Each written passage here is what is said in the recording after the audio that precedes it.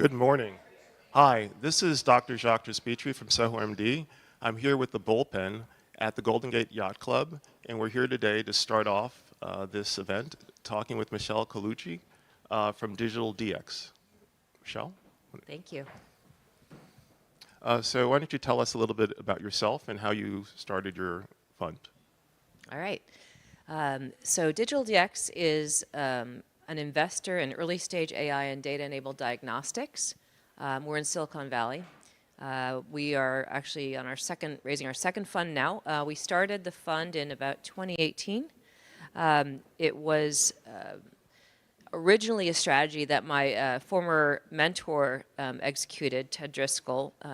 He was the first investor in Natera, GeneWeave, AssureX, and I had sent him one of those companies, and along with others, and he had invested in my startup at the time and said, "What are you doing in that startup? You should be investing in this area. You understand this. You know the people. You're bringing me tremendous deal flow. You should consider starting a fund, and if you do, I'll back you, and we'll start it. I'll be retiring at some point soon, but I think this is a really important area." So I sat down, I thought about it a lot. I went to a couple of my friends. I had two of my very closest friends died from late diagnostics. So I felt that it was aligned with what was important to me. And I went to another one of my close friends and I said, okay, I'm thinking of doing this, who was also an investor in my previous company. And I think I'm doing it. Am I crazy? He said, not only are you not crazy, but look, I'll give you your first check. And then that's how we started. And we actually had a first close about 4 months before COVID. So the timing wasn't great in terms of trying to move that fund forward. But we did spend a lot of time building our team and our entrepreneur and expert in residence network, which includes some of the most sophisticated voices in diagnostics, regulatory, reimbursement, AI, technology, data. Very excited to be here and excited to be at JP Morgan again. Was here before the pandemic, was here online during the pandemic, and now the second year after the pandemic, and it's always such a great event, and excited to be here at the Bullpen that Christian has created, and it's a wonderful community.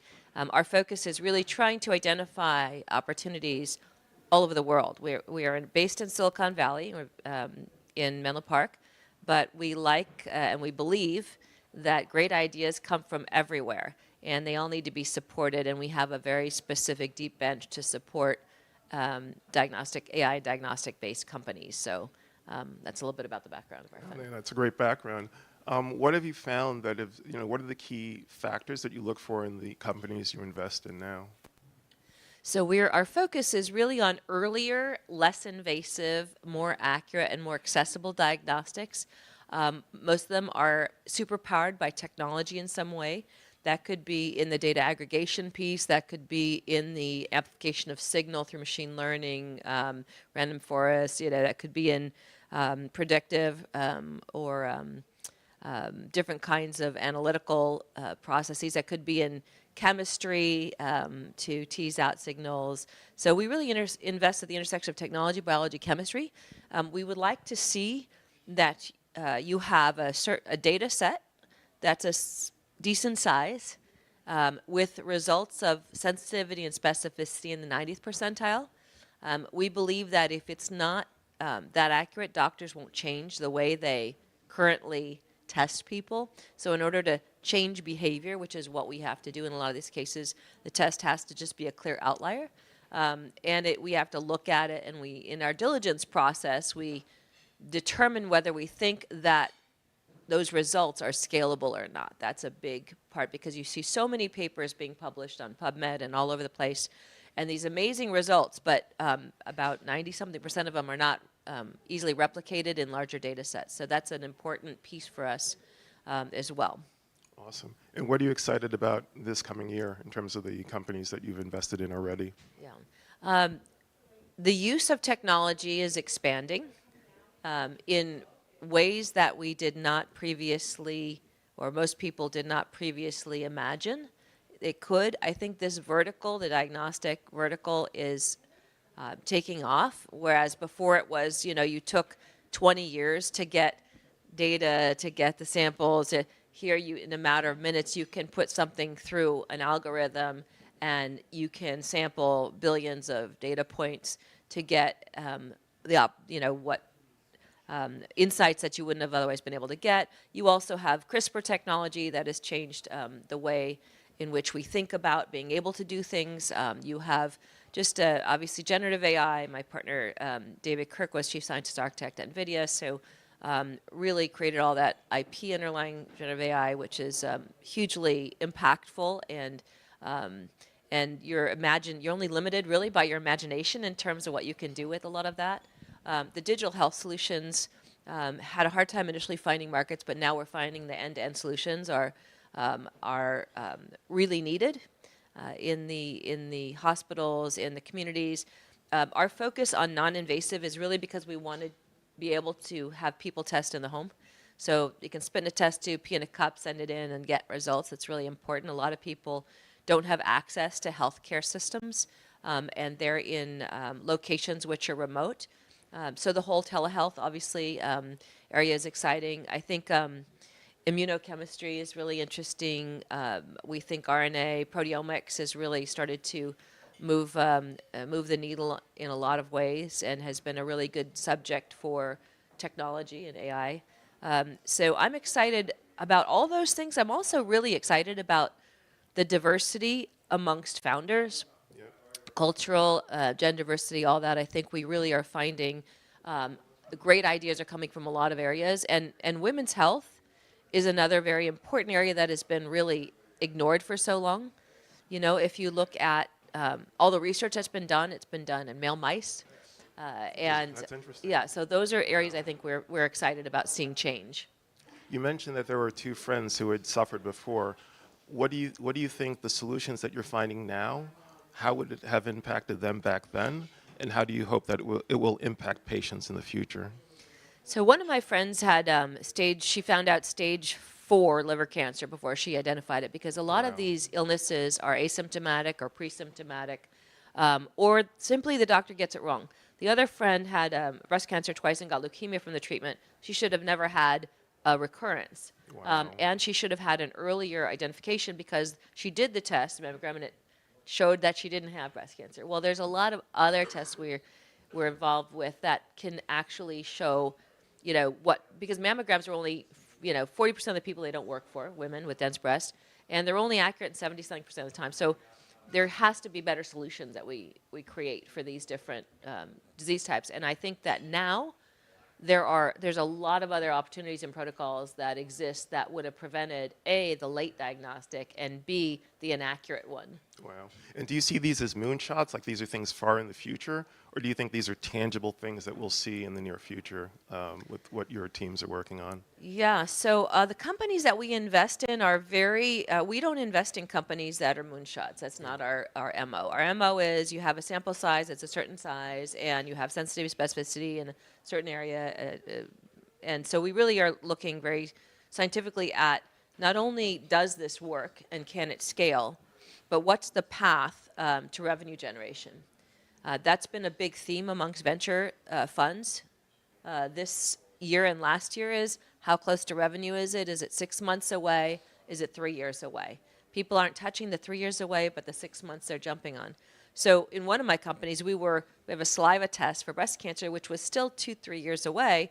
So we merged it into another company that had products that were 6 months away. Wow, and smart. Together they not only have the early revenue opportunity, but they have the hockey stick of the very exciting opportunity in breast cancer. So I think being able to think about how these companies can work together, how you can get to market, how you can piggyback off other kinds of approvals, expand those during commenting phases, how you can get to market more effectively, efficiently, and thoughtfully is a whole deep strategy. And that's sometimes something we spend a lot of time with the experts in our group deciding for each company. And it makes a huge difference. One comment can save you 6 months, Absolutely. which can be $1 million. So, being able to do that efficiently, effectively is critical, and that's what we focus most on. That's awesome. And what's your ask of the Bullpen, this community? How could it help you achieve the goals that you have for digital DX? Well, I love what Christian's built in the bullpen. I think it's amazing. I love that he brings companies from all over here because I try and travel all over, but I think it's important that that when you have a conference like JP Morgan, that people really, are able to be part of it and be engaged in it and meet the people, meet the players. It's important. So for me, there's two ways that we engage. We number one look at companies, and so I always try and tell Christian, you have a diagnostic company, send them over. And then we have our own relationships as a fund that we like to create with large strategic investors or large medical companies, players that would either acquire our companies or invest in our fund. It's always been and always has been a two-way street, and I think that's what's lovely about this is it's a very collaborative group, and everybody is trying to be of service to each other, which is critical for success of all of our solutions getting to patients, which is where at the end of the day it matters the most. Absolutely. And if people want to learn more about your company, your fund, is there a website they should go to? Yes, digitaldxventures.com is the website, and Christian can also put you in touch with me. Awesome. Thank you very much. Thank you so much. All right, so I think we'll take a pause here. Thank you. Great. Nice work.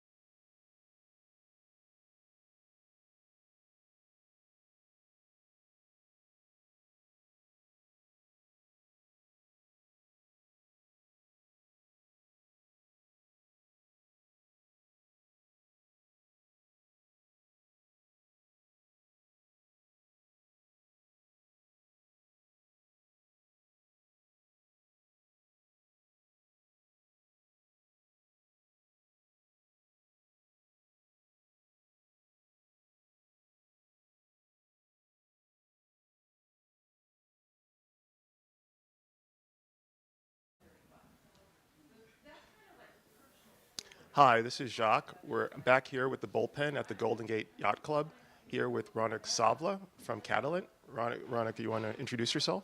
Yes, thanks, Jacques. Excited to be here at the Bullpen and at JPM week.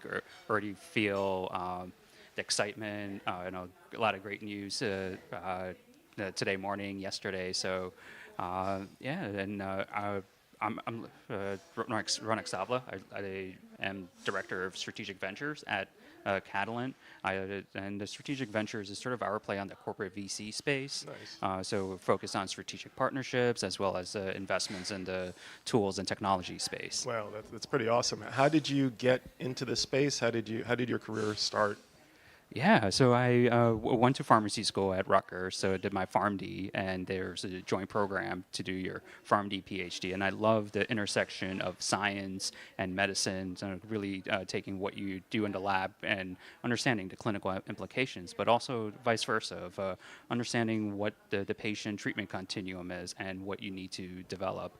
So after completing my PharmD and PhD from Rutgers, joined Catalent, worked for about 5.5 years Nice. in a couple of different roles, doing scientific affairs, doing partnerships, so just a wide exposure to the company at the time. I wanted a little change of scenery, understand a bit more on the medical side, the clinical. Joined a small biotech company in the immuno-oncology space, led their medical affairs team in the US and globally, and then transitioned to their new product planning. So starting to get that business exposure of what makes a drug product a commercial success. So it was a great experience at that time, got my MBA. And the opportunity a couple of years ago to rejoin Catalent in this new function came up with Strategic Ventures. So I rejoined and been doing this for the past 2 years. So you got to tell me. So you worked at Catalent early on. You left and then you went back. What does Catalent do? Yeah, so Catalent is a contract development and manufacturing organization.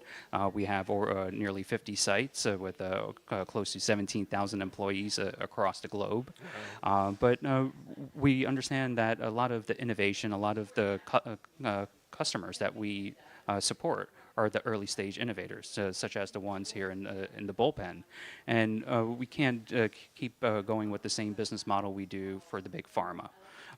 There's unique needs that these companies have. So with Strategic Ventures, that's what I'm really focused on, working with our teams across our sites, our business units, to figure out the unique needs and really to build a external ecosystem that can benefit these companies. At Catalent, we can help them with development, we can help them with manufacturing, but there's other needs that innovators have. Funding, lab space, marketing strategy, and that's where I seek to build relationships with companies that provide those services, and really try to find those win-win-win situations. Nice. What kind of companies have you been working with recently that have joined Catalent with this initiative that you're heading up?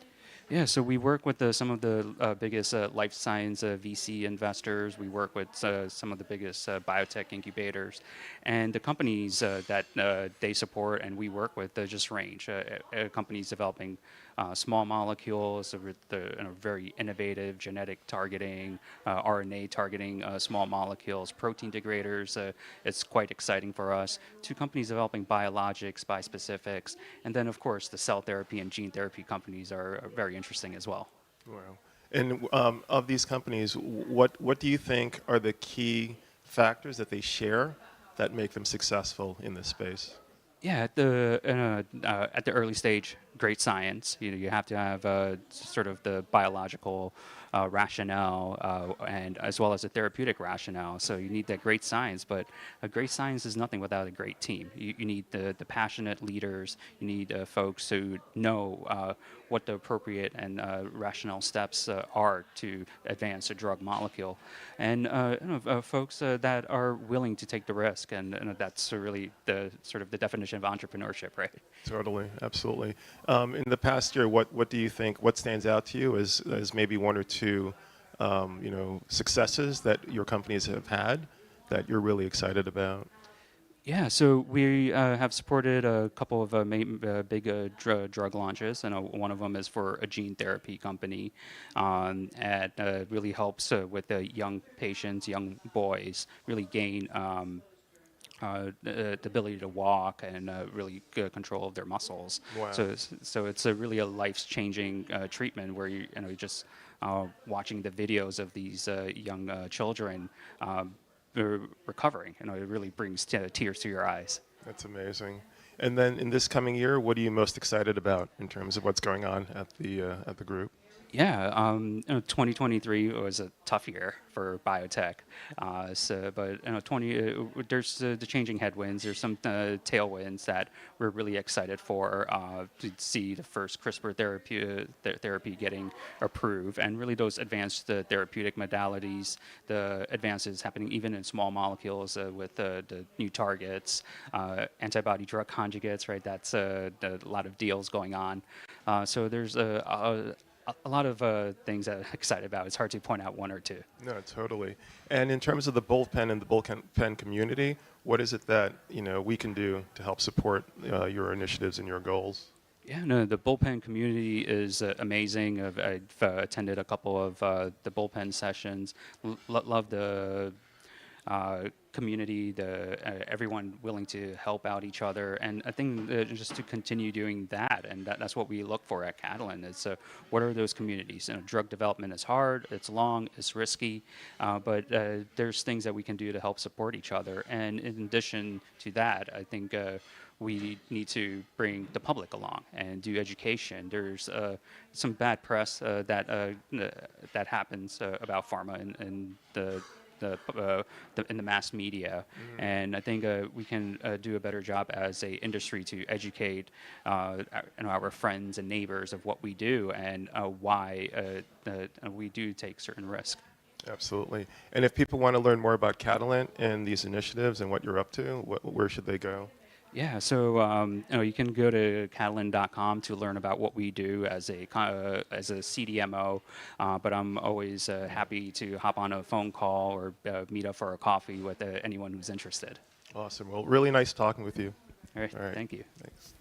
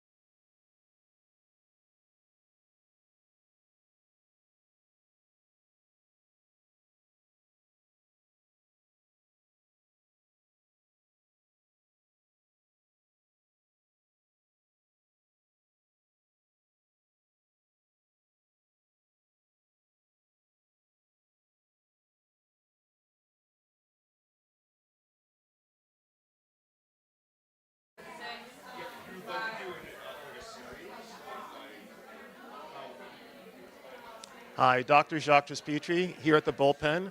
I'm here today with from Cure Duchenne, Laura Hamid. So what got you here today? Well, I appreciate being here as always. Anytime you can talk about the great work you're doing and as a nonprofit, it's a good day. So thank you. I've been around the biotech space for quite some time, and I'm always looking for organizations that have connectivity between biotechs, the funders, and just individuals who are coming together to try to advance great science. And got connected to Christian, and Christian said, I want you to be part of this group. And I said, let me check it out, because there's a lot of groups you can be part of. Let me check it out. And, it really is a great collection of individuals in different parts of the biotech space and the healthcare space and the AI space. And so what got me here are the people that he brought together in the Bullpen. Nice. And what was before you got into the not-for-profit sector? What were you doing before that? Yeah, I have probably a strange background to be in biotech, but I was just a young mom, stay-at-home mom. I started a couple of small little companies in my house. In your spare time. Yep, in my spare time, and I love my children, but I needed a little bit to do something in addition to that, and found my way actually into city politics because I was trying to understand the tax structures of what I was being charged.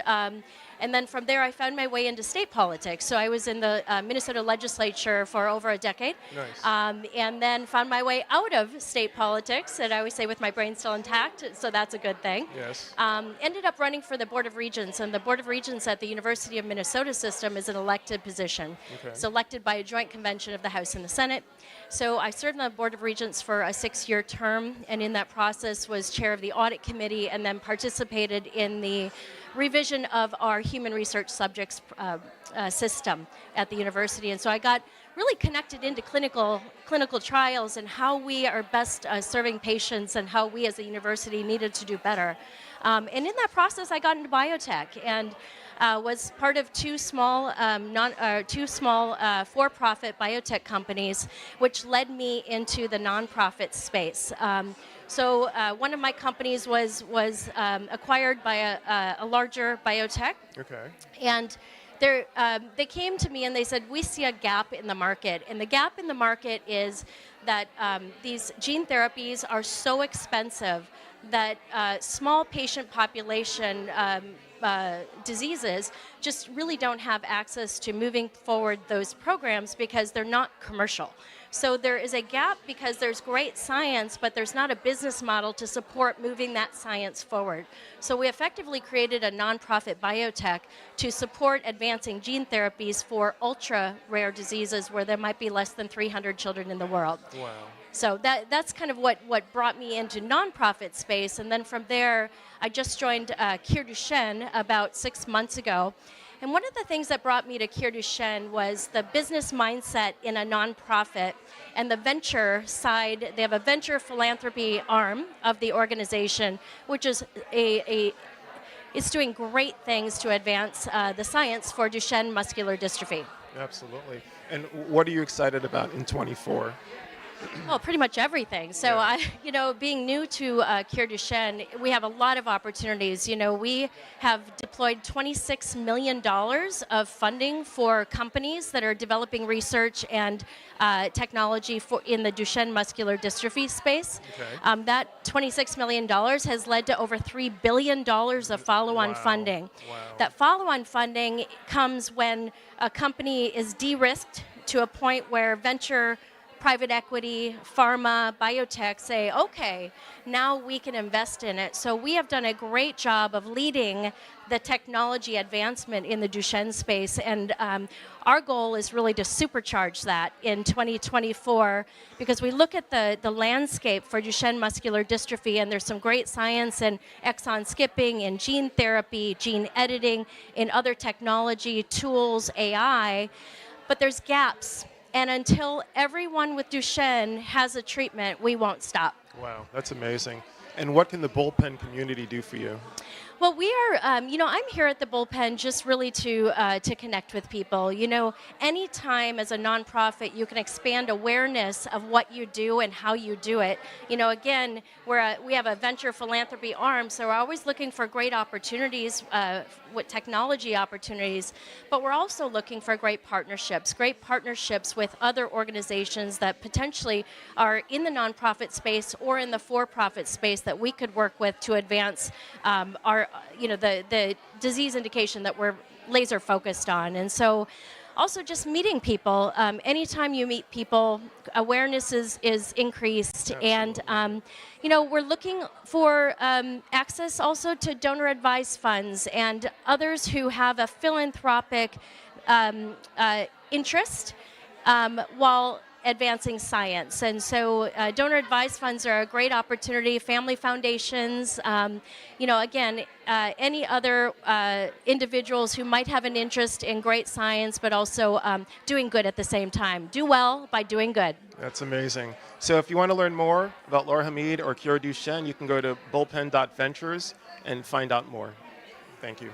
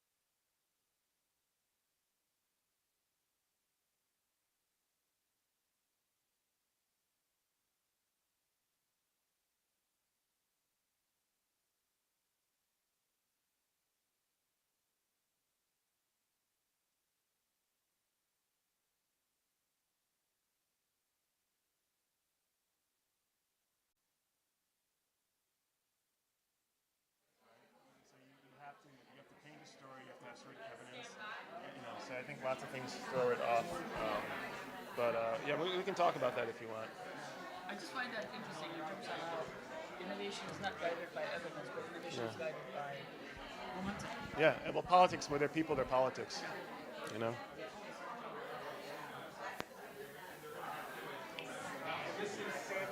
Sammy Youssef from Mayo Clinic. Yeah.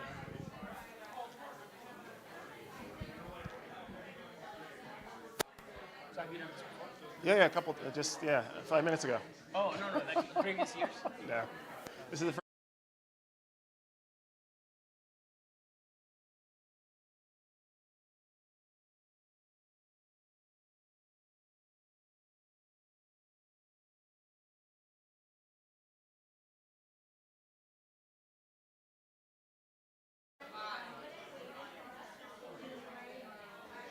Hi, Dr. Jacques Despitri back here at the Bullpen at the Golden Gate Yacht Club as part of JPM Healthcare, the healthcare conference. Here with Sammy Youssef from the Mayo Clinic. Hi, Sammy. Can you introduce yourself? Sure. Good morning, good afternoon, good evening. My name is Sammy Youssef. I'm Chair of Corporate Development at Mayo Clinic and have responsibility in terms of supporting various initiatives in terms of how we at Mayo Clinic support new innovation, particularly around diagnostics as well as international initiatives. That's awesome. And what was your career prior to Mayo Clinic? How did you end up joining Mayo Clinic? Yeah, I think if I told you I planned it, it would be a lie. I did not plan it at all. It was a sequence of events. As a background, I spent about a decade or so in the call them pure science arena in terms of R&D and commercialization. Spent another 8-10 years in the business of science, so to speak, and then so also did some applied sciences in the pharmacy space, and then ultimately moved to the dark side of doing the sort of corp dev and licensing and transactions the last 8 years or so. That's amazing. And what kind of work has been exciting to you at the Mayo Clinic in the past, during this time? It's a very unique place for me because having spent quite a lot of my life in both large and small cap and startups, Mayo is unique in that it is truly innovative in the way it thinks about care. And I'm surprised by anytime I walk in the hallway of Mayo, I always wonder, oh, we do this as well. So those things never cease to amaze me in terms of how much innovation actually happens, whether people see it or not. That's been sort of probably the most exciting part. And I think the reason why as a corp dev in Mayo Clinic that's really exciting is we have an opportunity to sort of think about broadly how do we collaborate or connect those innovations with innovations that happens outside the walls of Mayo Clinic and create solutions for intractable healthcare issues that exist out there. That's wonderful. What are you hoping to achieve in 2024?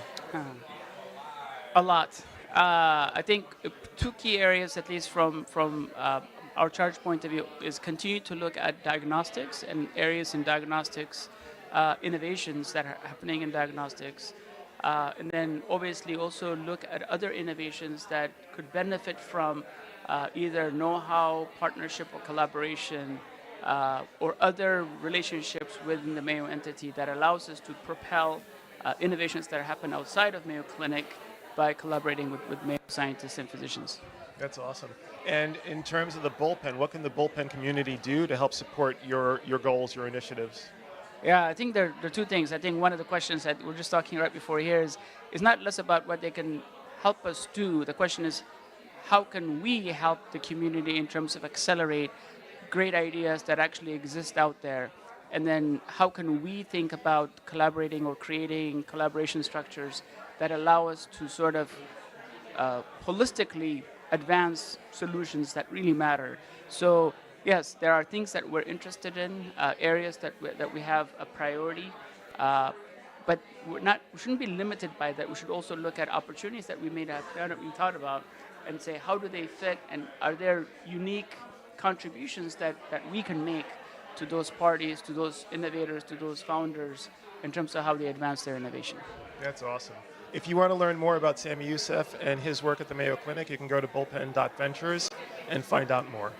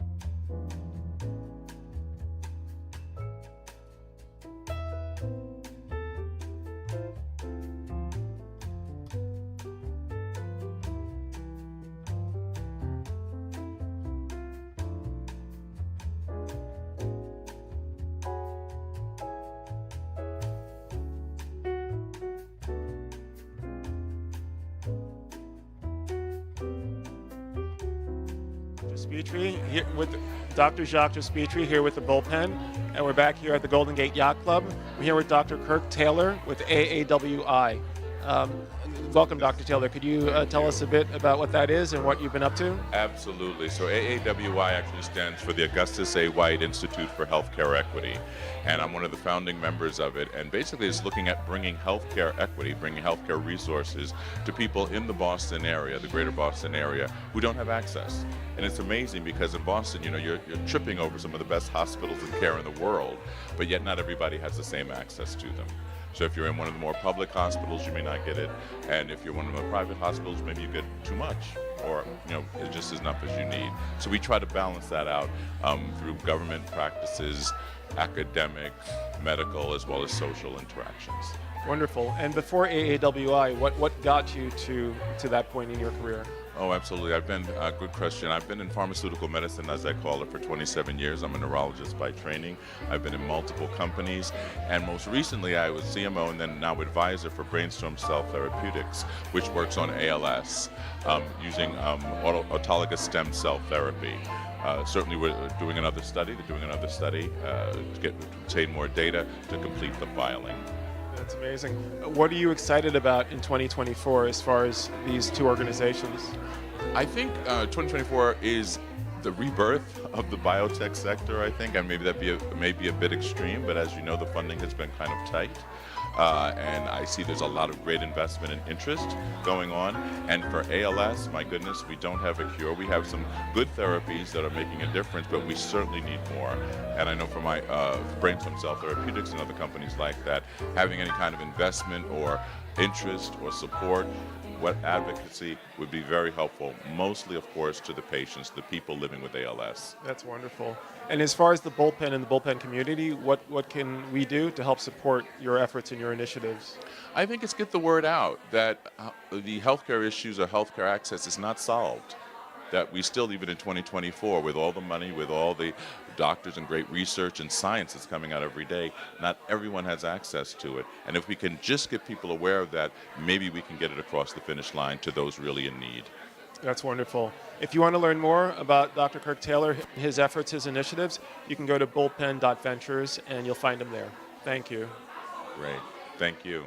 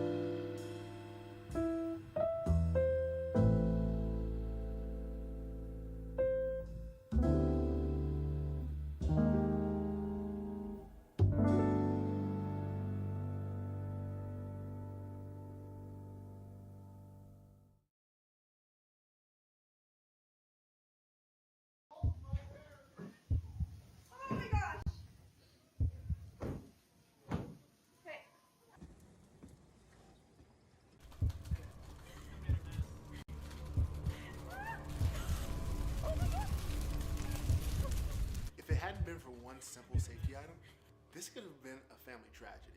House fires occur in this country every 87 seconds. 350,000 house fires are reported each year. Nearly 3,000 people lose their lives. And did you know the #1 place that they start is right here in the kitchen? With my years on fire departments, I've extinguished and dealt with the aftermath of a lot of kitchen fires. And folks, they devastate families. But here are the facts. They almost all start small, and they're almost always preventable if you catch them early. So I'm going to show you the ingenious essential items you need and probably don't have. This is the emergency fire blanket from Prepared Hero. This device can be the difference in avoiding tragedy when fire happens. When there's a small fire, pull the blanket out by its tabs, cover the fire with the blanket, and it's out. No complicated instructions, no gambling your family's future on unreliable remedies. It just works every time.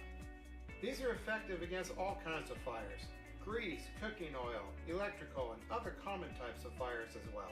And unlike heavy, dry chem, ABC type extinguishers, they won't destroy your kitchen with a powdery mess after you use them. The blanket's fiberglass-based lining shields you from burn risk. These fire blankets never expire, and anyone can use them. Grandparents, kids, teenagers. They're light, compact, and easy to deploy. All you have to do is simply place them over the top of the fire. Hang the fire blanket on a wall, inside a cupboard, or wherever a fire might occur, so you're always prepared to handle an emergency within seconds. They come in bundle packs so you can store them in different locations, and they ship from right here in the US. Oh, and they make great gifts. You need something that's recommended by firefighters across the country, that's safe and works every time. It's Prepared Heroes Emergency Fire Blanket. So click the button below to check availability.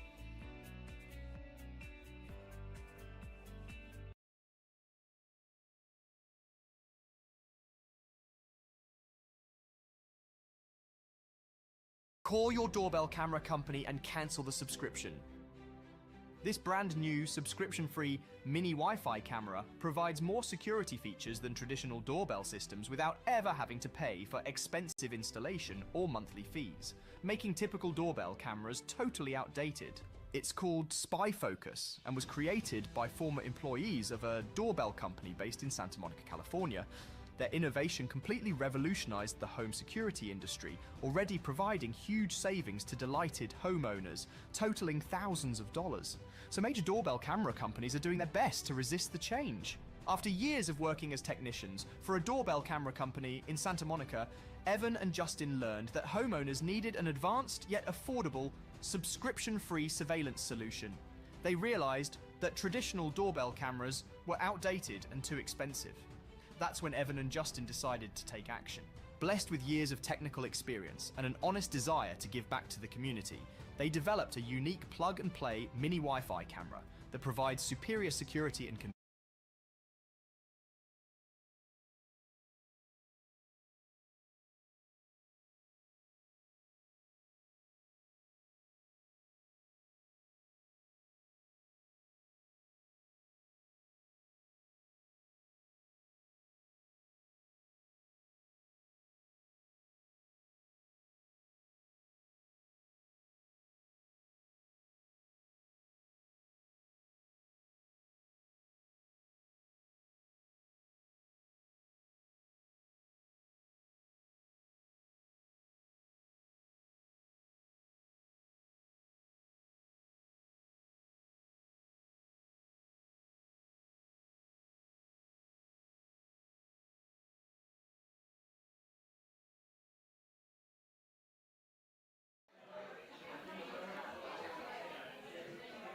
Hi, Dr. Jacques Despetri, back here at the Bullpen, here with Nola Masterson with Lead Venture Partners. Nola, would you like to introduce yourself? Yeah, thanks a lot. Sure. I'm with Portfolio Venture Partners, Okay. which is a fund that women have created for women to get into venture capital. Wonderful. Could you tell us what led you into I'll be joining happy to them? tell you. Yeah. I started in venture capital with Kleiner Perkins in the early 80s as a consultant in biotech to Brooke Byers. And I learned how to cook up a deal. I did IDEC Pharmaceuticals and Insight Vision and Resound, which is a hearing aid company.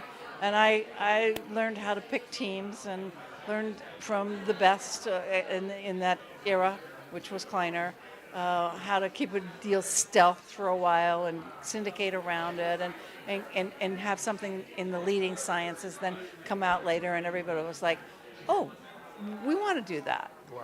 So that's been kind of my early training. And then in the 1990s, I started my own biotech company, which was named Sequenome. And our MO at that time was to get the mass weight of DNA, which nobody had. Wow. And we did it. And we took the company public in 2000 at the same time that all of the dot-coms were going public, the height of the market, and there were no genome companies except ours.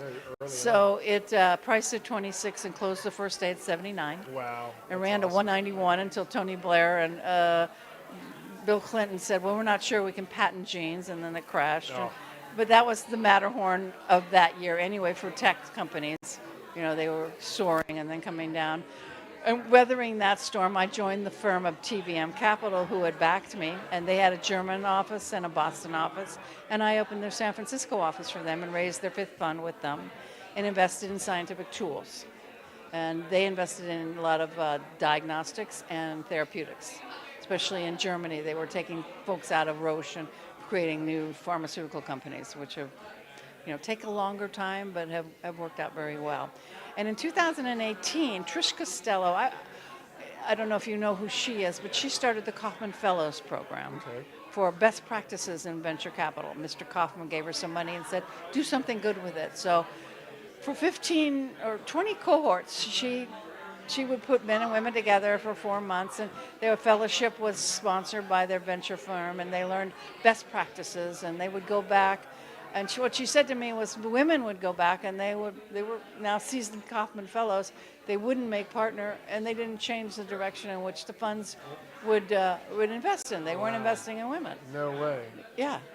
So she said, the only way I'm going to change this in 2015 is to create a fund for women where women are owning the money and investing the money. Good for her. So she came to me in 2018. She said, would you head up the Femtech Fund? Women and tech coming together, healthcare for women. And I looked at her deal memo, and it's a venture capital fund for women, but at an angel ask. We're not asking women to give $250,000 or $1 million. We're asking them to start with 10 or 25,000, and that gets spread over 10 deals or more. And the women can get on the call and watch the venture partners interrogate the new CEO that wants money and ask their own questions and get on the due diligence. And we have over now 2,000 investors, women. No way. That's amazing. From 18 countries and 46 states, all U.S. companies, and we don't do anything outside the U.S., but we now have a movement for women to invest in venture capital. Thank goodness. And to create the companies they want to see in the world. Of our funds, we have 15 of them. 3 are Femtech.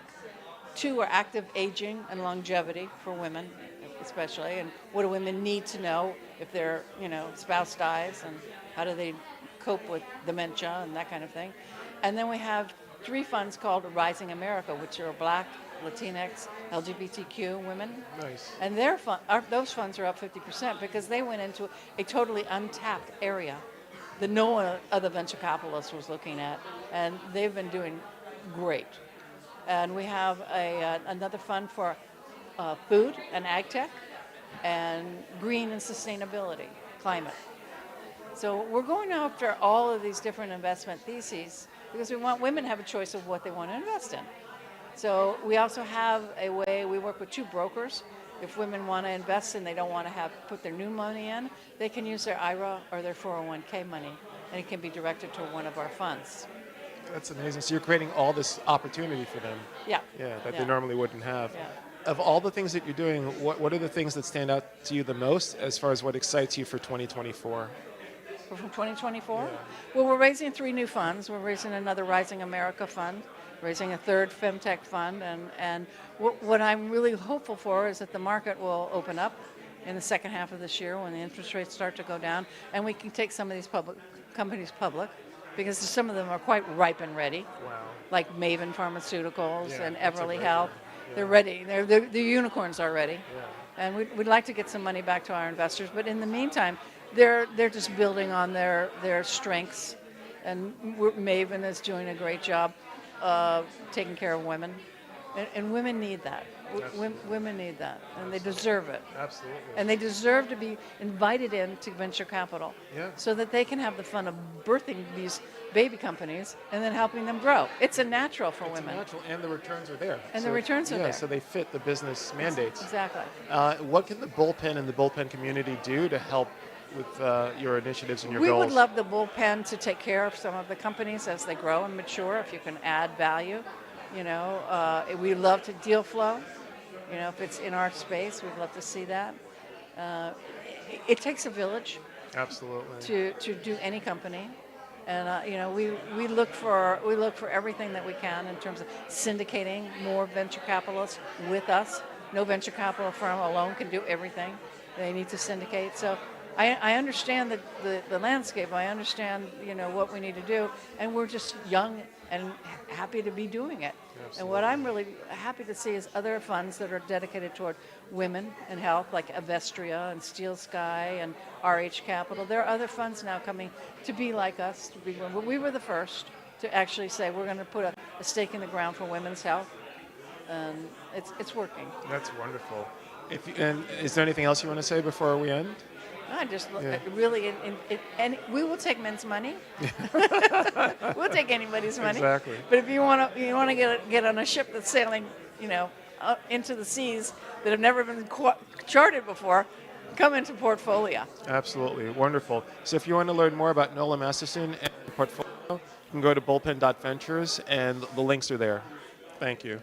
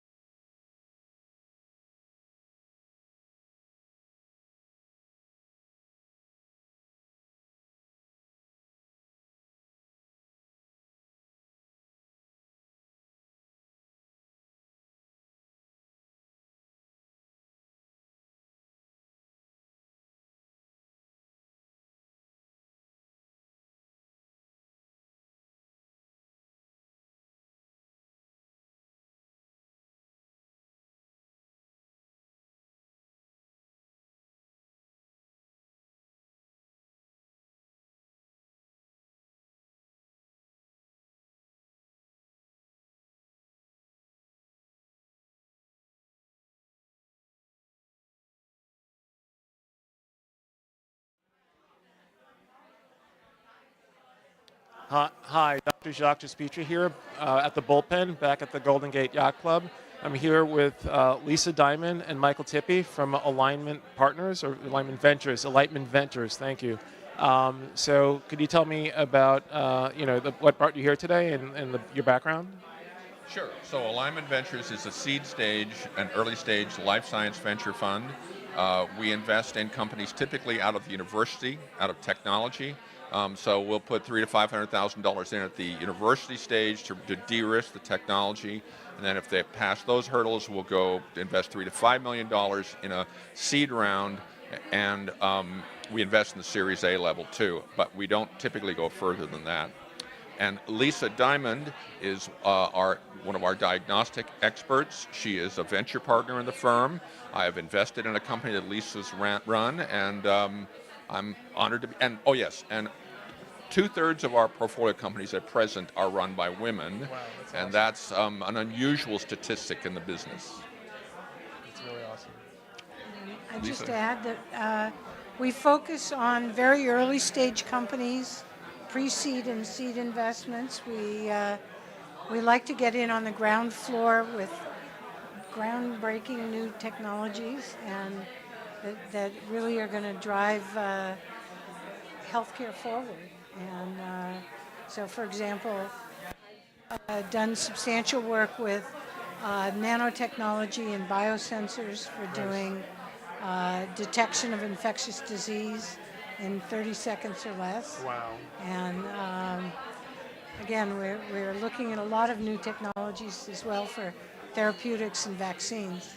Yeah, we have very heavy operational emphasis. So all of our partners have run biotech or medical device or diagnostic companies before. We all have advanced training in the sciences. I'm a medicinal chemist, worked at Hoffman LaRoche and Syntex under John Martin, who went on to build Gilead to $150 billion to develop Ganciclovir. And my most recent gig as the CEO was a company called Tomegavax, which had the ability to generate long-term effector memory T-cell responses. Wow. We sold that to Vir Biotech in 2016. Of course, Vir went public in 2019 and now has 11 drugs in the clinic, several of which are ours. So we're very operationally focused and scientifically literate. And what inspired you to start Alignment Ventures?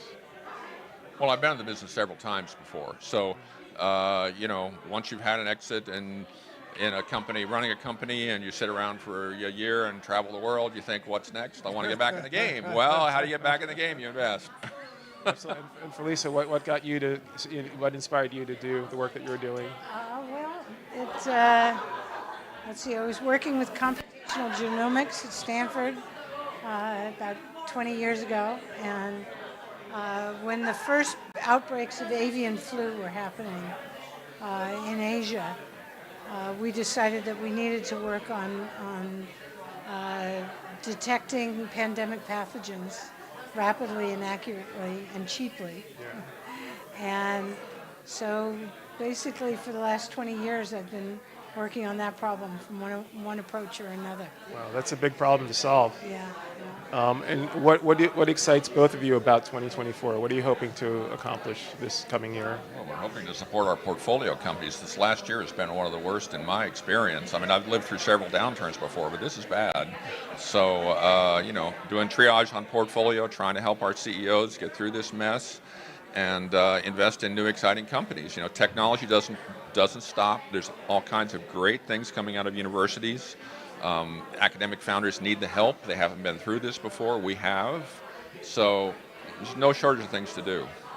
Totally. Anything else you want to add on that? In terms of, and then in terms of the Bullpen and the Bullpen community, so what can we do to support your efforts, your initiatives, your goals? We're looking at both companies to invest in, and again, we have an emphasis on looking for underrepresented leaders, and we're also looking at looking for investors who want to join us, supporting some of these newer and more exciting technologies.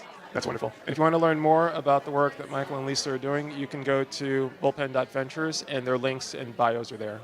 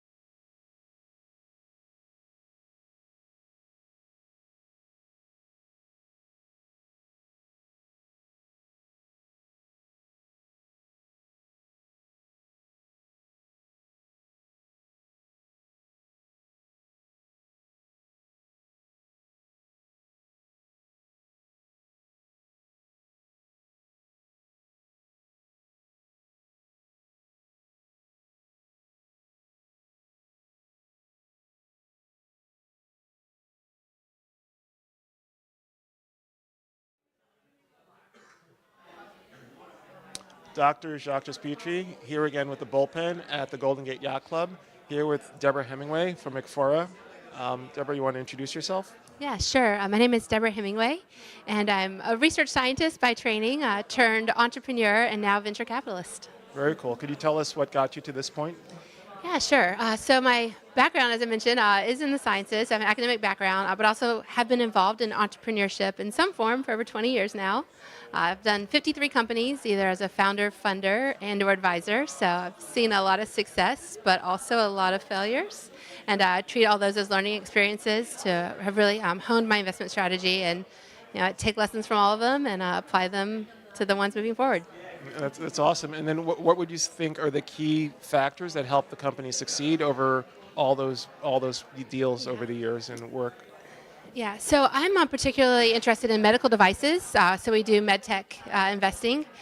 And the first thing that we look at is really the heart of any company, and that is the product market fit. Do you have your thumb on the pulse of what the customer wants? And so we're looking at product market fit, of course, not only for the patient, but also the provider and the payer. So that's the first thing that we really focus on. And, actually, I've done a lot of data analysis. I mentioned I'm a scientist, PhD, and so I love data. So I've been collecting data along the way. And what we see is for the companies that start really early, if they have a core understanding of these four key issues that we look at, then we see them make it to Series A. So far that's worked. Eventually the model will break down. But the first thing that we look at is that product market fit. We're also looking at technical feasibility because a lot of times things that would like to be spun out of the lab can't always make that transition. So we're looking at the prototypes, and I mentioned I'm a physicist. I think I mentioned that. So I love getting into the lab and tinkering around with the physics and seeing if the products work from a technical perspective. And if they don't yet work, what is the underlying science behind it, and is that sound? And what barriers need to be overcome to get to a working prototype? So I mentioned product market fit, technical feasibility. We also pay attention to the patent portfolio of the companies.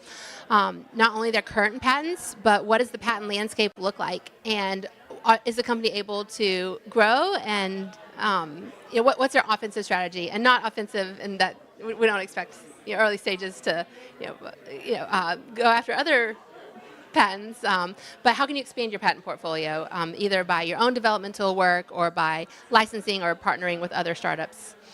And then finally, the last thing that we look for is the exit strategy. So we have them all begin with the end in mind. Totally. So we want them to have a sense of who could acquire them, who the big strategics are, and also we have them look at what other acquisitions have happened, and not acquisitions, not the prices from 2021, unfortunately, but other maybe more recent prices, or what could be expected in terms of an exit this year. Very cool. What's exciting you about 2024 with all the work that you're doing? So something that's really exciting to me, 2023 is our first year investing. So we do a series of SPVs, and we did 7 investments last year, deployed just over $7 million. And that's amazing. Yeah, I'm really excited with that because there's a lot in Maryland. Sometimes Maryland can be overlooked in the startup scene, but I'm telling you, Maryland is an up-and-coming player. So y'all heard it here. Be on the lookout for Maryland. So Maryland is rising, and I'm just really thrilled to be a part of it. And I'm so excited for all the new innovation coming out of Maryland. So locally, not macroeconomically, but microeconomically, I'm really excited to really see Maryland grow and see all these startups coming in and seeing more VC funding coming into Maryland. That's amazing. That's what I'm excited about. And what can the Bullpen and the Bullpen community do to help support you in the efforts and your goals? Oh, thank you so much for asking that. So we're actively looking to expand our LP network for investors who want to invest in Maryland-based companies. And Maryland has some really compelling companies, but also programs. We participate with the state credit program that gives our investors 50% of their investment back. Wow. So that's awesome to offset the downside risk. Yeah, but with the tax credit program, the companies are locked into staying in Maryland for 3 years. So we trying to keep them in our state, because there is a draw, of course, to come out here or go up to some of the other existing hubs. So keeping our companies in Maryland. with the tax credit program. I mentioned offsetting downside risk for investors, so LPs. I'm also looking to expand my own network with other VCs, larger VCs that I can pass my portfolio companies off to. So I'd love to be a pipeline company for some larger VCs that can continue to support our fantastic startups in Maryland while also leaving the startups in Maryland. So we want our startup companies to stay around a little bit longer in the state. That's awesome. If you want to learn more about Deborah Hemingway and the work that she's doing, you can go to bullpen.ventures, and the links in the bio will be there.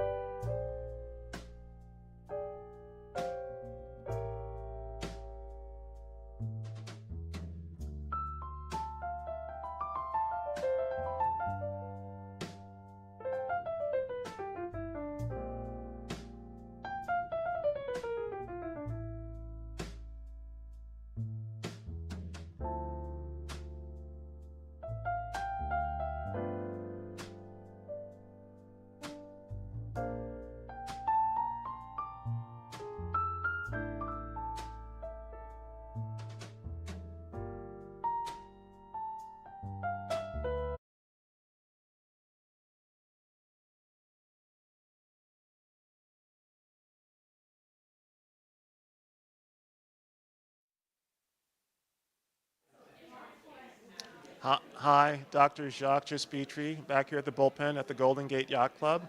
I'm here with Harsha Rajasima with Jiva and with Indo-USA rare disease. So if you can give us your background and what got you to this point today. Thank you so much for asking and hosting us here today. I'm Harsha Rajasimha. I'm the founder of Indo-US Organization for Rare Diseases and Jiva Clinical Trials. My journey in this space began when I became a dad to a child with rare disease back in 2012 with Edwards syndrome, diagnosed at birth. And back then I was a genomics data scientist working for NIH and FDA, analyzing reams of data from whole genome and exome sequencing from mammalian genomes and human genomes. That experience really exposed me to the patient perspective and changed how I gave me a purpose. So turned into a social entrepreneur looking at what's the massive need in rare disease space over the last 40 years of Orphan Drug Act of 1983, where we now have 1,100 approved orphan drugs, which were mostly developed in the United States and European Union, with the rest of the world not as engaged, especially most populous countries such as India, millions of patients there, estimated 70 million, not engaged in the rare disease research and clinical trials. Yeah. So identified that as a huge unmet need and a massive health inequity, and see how we can help address that.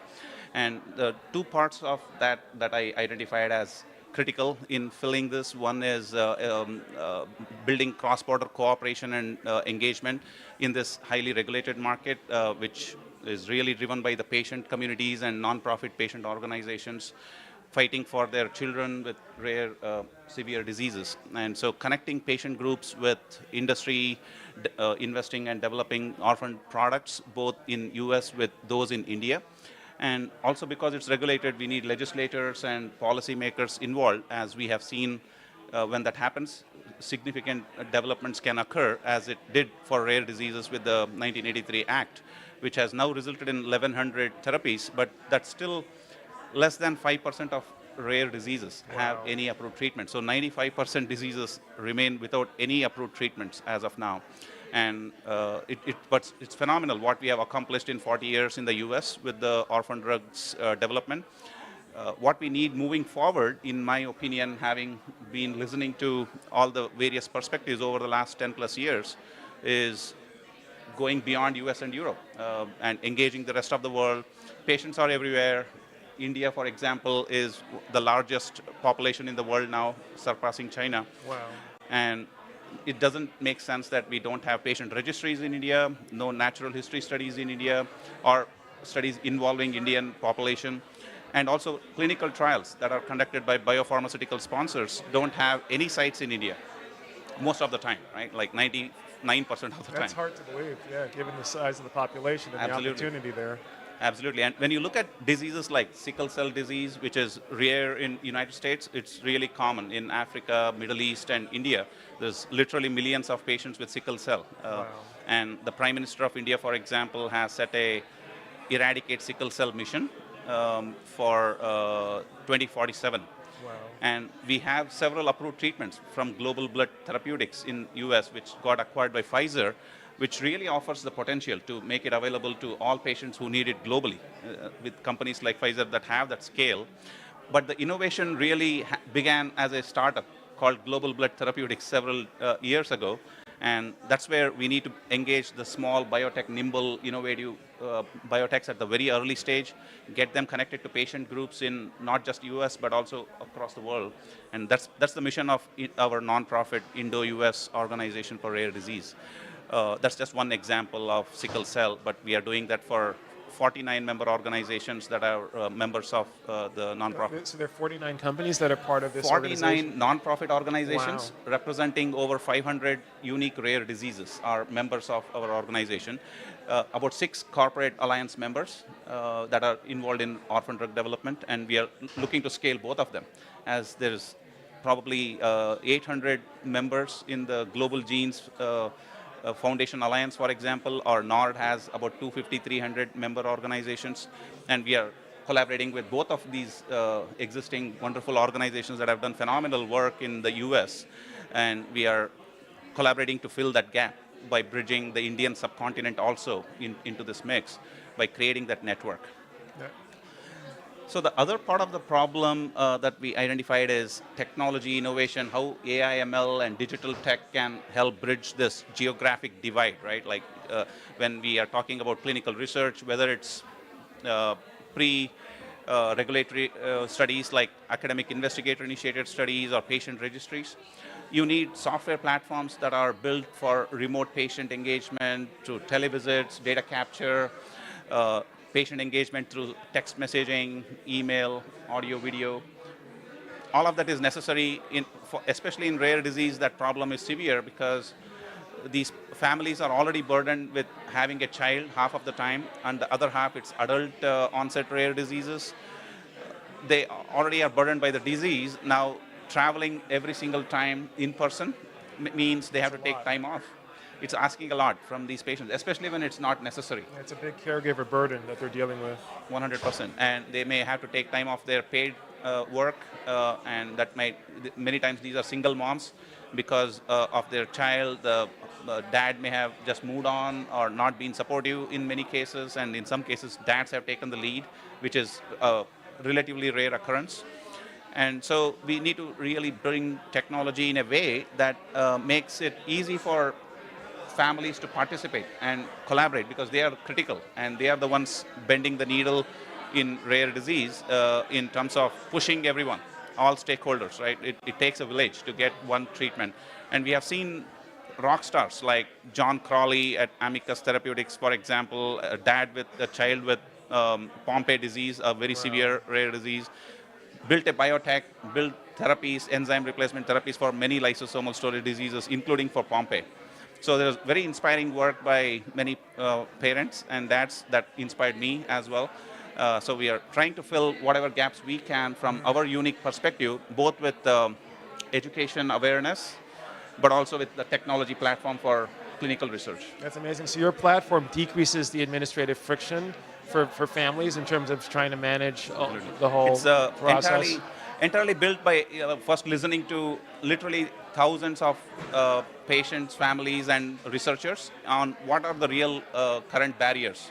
And travel burden, logistical burden was one of them. So it's truly built from a patient-centric perspective on designing flexible, complex protocols that essentially make it easy for anyone to participate from their kitchen counter, from their home.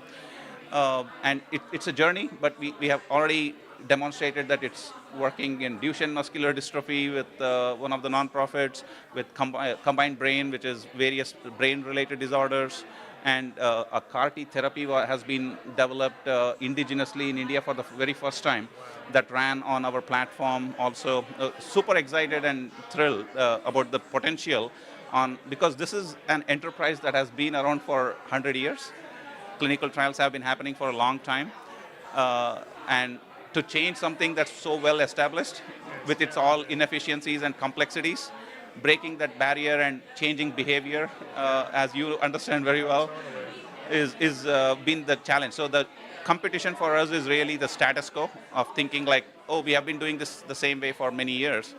That's the biggest barrier. Yeah, that's a good. Yeah, absolutely. And for you, what excites you the most about 2024? We are really excited about getting from being a technology platform for use it by yourself to being a full-service digital platform, from writing the protocol all the way through getting a scientific publication in academic investigator-initiated studies. So we got one such study collaboration going at the first week of this new year. So very excited. Thank you. So that's been an exciting move. And for Indo-US, we organized the first inaugural Indo-US Bridging Rare Summit last year at George Mason University in Fairfax, and was very well supported by the Senator Mark Warner, who is the co-chair of the India Senate Caucus from Virginia, and Congressman Jerry Connolly, who is on the Rare Disease Congressional Caucus. So we are really bringing the legislative advocacy to the Senate and Congress to bring the India and the rare disease caucuses together. So they see the value of engaging India as a partner. And super excited that towards the end of last year, we had the FDA commissioner visited India, where FDA, the only country outside US where FDA has a branch office is India. No way. And the commissioner said, India has an important responsibility as the pharmacy of the world because India manufactures 20% of all the APIs in the world, and also the generics and biosimilars. Most of the rest of the world receives drugs manufactured in India. Wow. And that makes it an important opportunity. But where India has not done as well is in innovative new drug development, and that's offers an exciting opportunity, especially with the approval of gene therapies for sickle cell. Towards the end of the year, we had 2 sickle cell therapies approved in one on the same day, I think, or same week. Wow. So, and given that the Prime Minister of India has eradicate sickle cell mission by 2047, many of the patients we talk to in India are not even aware that there are treatments being approved in US. It's amazing that even with the internet today, that people still don't have access to that kind of information. And these are very motivated patients and families in pain, and they are really paying attention to what's going on, and still they are not aware. And so one is letting them know, hey, there is a better option for you here, and 2, how can we overcome some of the barriers to get these therapies into India on a commercial level? Given the volume, it doesn't have to be at the same price points as we do in the US. But there's an opportunity there. 100%. And that's where we are looking to have conversations here at JP Morgan and Bullpen. And so, and I was going to ask you, so and what can Bullpen and the Bullpen community do to help support your efforts? It's been a fantastic day today at Bullpen, already connecting with some amazing leaders here, both from the investment community and the sponsors, everyone looking to see how we can help move the needle, right, in this space, not just rare disease, but across healthcare. And I think making connections, conversations as we seek guidance and advice from the industry and the stakeholders that we are seeking to help, that's what we're looking for, is like more collaborations. And from a company point of view, I'm exploring a Series A, as we are now in the 1 to 3 million sweet spot revenue range this year. So some exciting times ahead, and I think Bullpen can be an important partner in helping us get some of those connections and advice we are looking for. That's amazing. And if you want to learn more about Harsha Rajashima's work, you can go to bullpen.ventures, and his link and bio are there. Thank you so much for hosting. Absolutely. And having Thanks for making it today. Thank you. Yeah.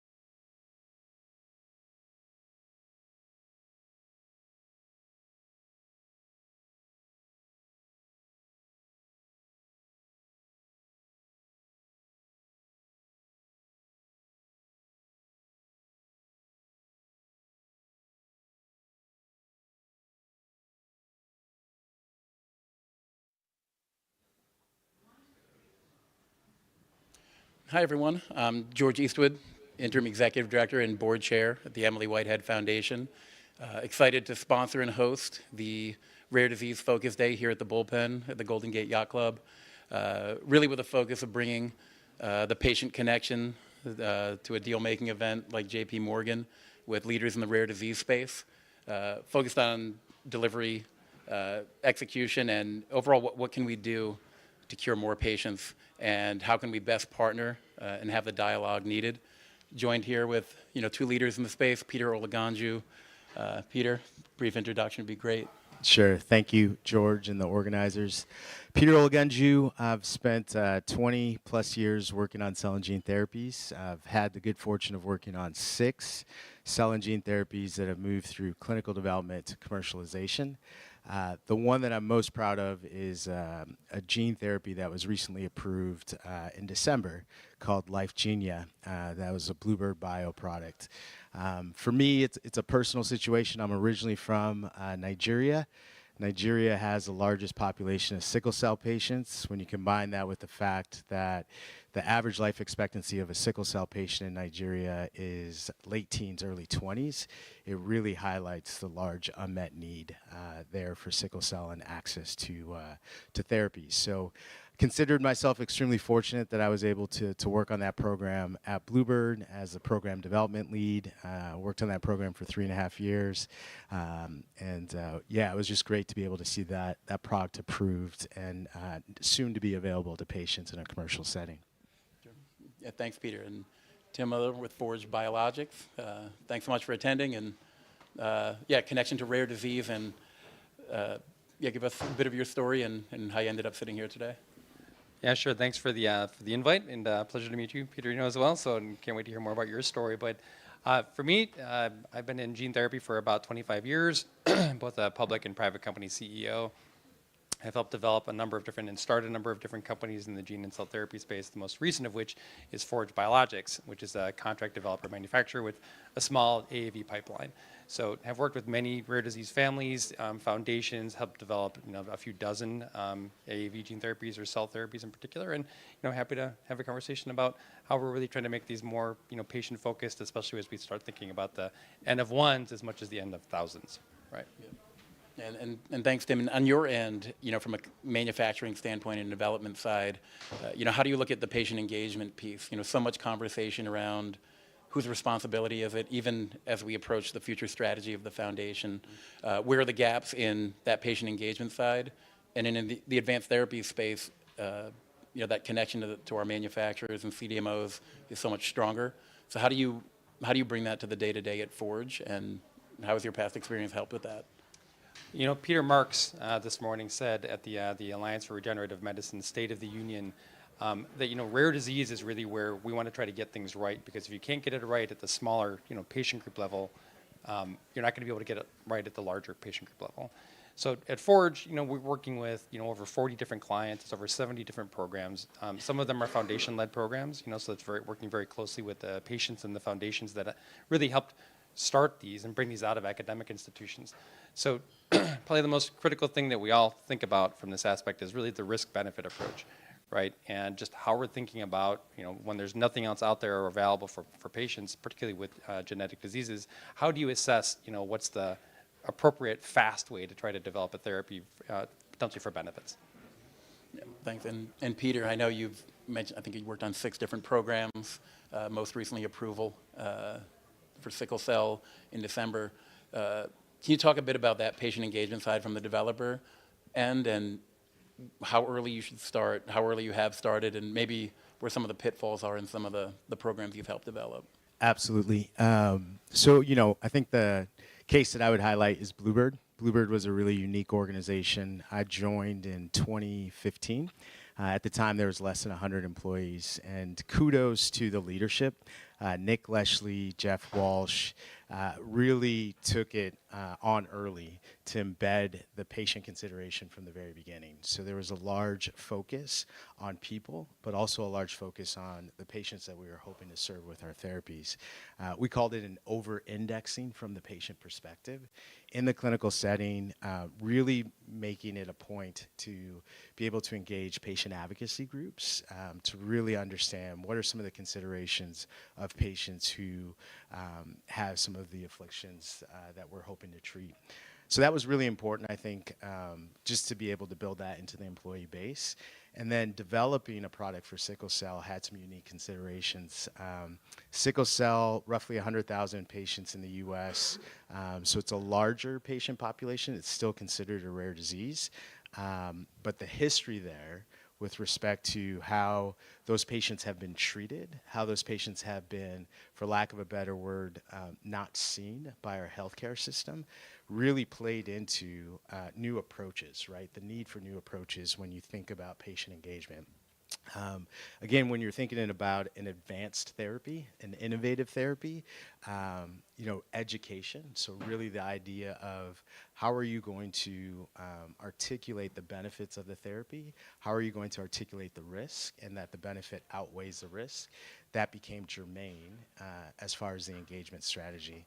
And we found some interesting things. After engaging with patients, we did get some feedback that some patients felt because we had a lentiviral vector, that of course is a piece of the HIV virus. Some patients actually had the misconception that if they took our therapy, they'd be exchanging one disease for another disease. So that's just an example of where it was really critically important to engage early and often to understand what some of those concerns were so that we could build out programs, initiatives to really address those concerns in a broad way, but also in a specific way, meeting the needs of each individual patient. Yeah, and thanks, Peter. And like you said, 100,000 patients, but still rare. And then when Tim talks about working with some of the patient-led organizations that, ultra rare, so to speak, you can group those challenges at Bluebird under sickle cell, but what are some of the unique challenges when we look at the smaller rare populations and having so many programs? I'm sure it's difficult enough with one indication. How do you approach that at Forge in that ultra rare and be able to put the time and effort in to connect against smaller patient groups that have even more diverse needs than that population? Yeah, when many of the groups that we work with, they all end up coming to us, and 2015 is a great time, right? So congratulations again to you and the team. That's a fantastic time to look back on. Products.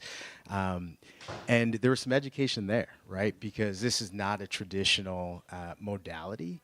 ARM event today, Andrew Obeshane, the CEO of Bluebird, talked about cell and gene therapy companies are manufacturing companies at the end of the day, right? When you think about the long life cycle of the process, when you think about the patient and the role in delivering the starting material, you really have to operationalize and optimize your manufacturing. And that early on, being able to create an awareness so that the individuals who are manufacturing, the manufacturing associates, QC associates, that they had that ownership in the process, but they also had the feedback loop with respect to what is the benefit that we're looking to deliver in these therapies so they can participate in that fulfillment. And that was extremely important. I'll never forget our partner at Bluebird was Lonza initially, and when that facility was commissioned, we went and we did a tour of the facility. There were some politicians there. Recent focus on patient engagement, patient-centric drug development, getting the patient involved. And I just want to highlight, it's not a one and done, right? It's a continuum of engagement. Again, looking at that Bluebird model with the product moving from clinical development into a commercial setting, there were learnings in the clinical setting, but there's even more learnings now as that product is being launched commercially. One of the concerns that patients expressed was the issue of fertility preservation. And in the clinical trial, that was something that's covered by the sponsor. Right now, there's some uncertainty in the commercial setting as to, how that piece would be addressed from an insurance perspective. Is that out of pocket? And again, I think there's a responsibility that sponsors have where we need to continue the engagement, we need to continue the efforts to ensure that patients aren't left on the hook on their own, right? So it's not just because it goes commercial, we've kind of thrown it over the fence, we've done our part. It's really making sure that we fulfill that almost lifelong commitment to the patient. We talk about registry data, we talk about the importance of looking at data over time, the importance of taking insights and feeding that back into the loop of development. That doesn't stop, and central to that is the patient. Yeah, and thanks so much. And, you know, to that point, you know, Peter, you and I chatted a little ways back and opened my eyes around, you know, sickle cell specifically. You talked about the incidence in Nigeria and the quality of life, but you also talked about, you know, beyond that, like I said, I was quite blindsided at the conversation, was as we cure more patients and they live healthier lives, there's more sickle cell being created in these atmospheres. And what are some of the things we can do when we think about that and the unintended outcomes of these great advances? I don't know if we have any answers for that yet, but it took me by surprise that I had not thought of that piece. And that's where that constant engagement comes in. But what needs to be done in the future to ensure that pharma and developers continue to put that right foot forward when you know, so many negative things can be said when these things happen?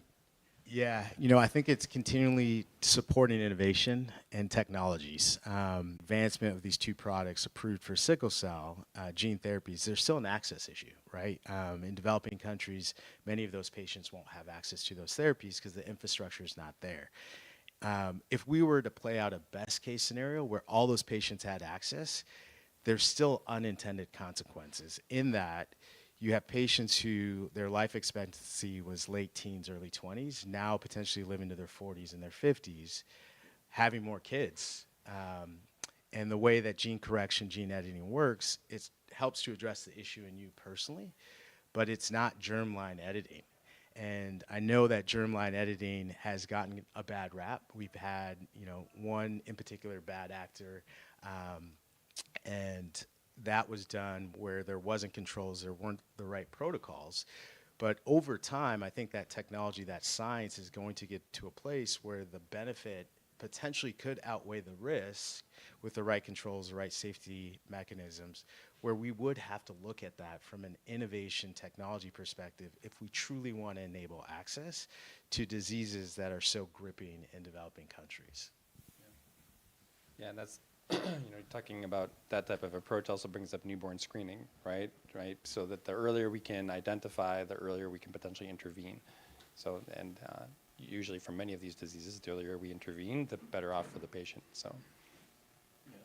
And that's another difficult topic in the rare space, right? And I guess you have to pick your battles, and we have so many advocates associated with the foundation, and everybody can pick their choice of what they want to tackle, newborn screening being one of them. We have the manufacturing and delivery piece, but I guess from that perspective, what more can be done on that early side? I don't know if you've had any interaction with that, Tim, on the newborn screening piece, and what are the things we're not thinking about that you might have brought up at Forge? Yeah, we've crossed the newborn screening bridge a couple of times for a few different diseases, and it really strikes me as sometimes surprising why it's such a challenge. You know, if the assays are there, why aren't we screening for, you know, more newborn, you know, why aren't we screening more newborns for genetic disorders? You know, we have the potential to be able to change, you know, the lifespan, you know, to affect not just the health of a child, but the extended health of the whole family and the caregivers. So why wouldn't we be doing that a bit more? You know, when we look back over the past couple of years, we look at a COVID vaccine that got approved, you know, in a record amount of time, and now a gene therapy essentially has been given to 1 billion people. You know, let's see if we can put more resources towards, you know, the regulatory agencies to help make sure that they can review this stuff. Perhaps I can speed things along a bit more.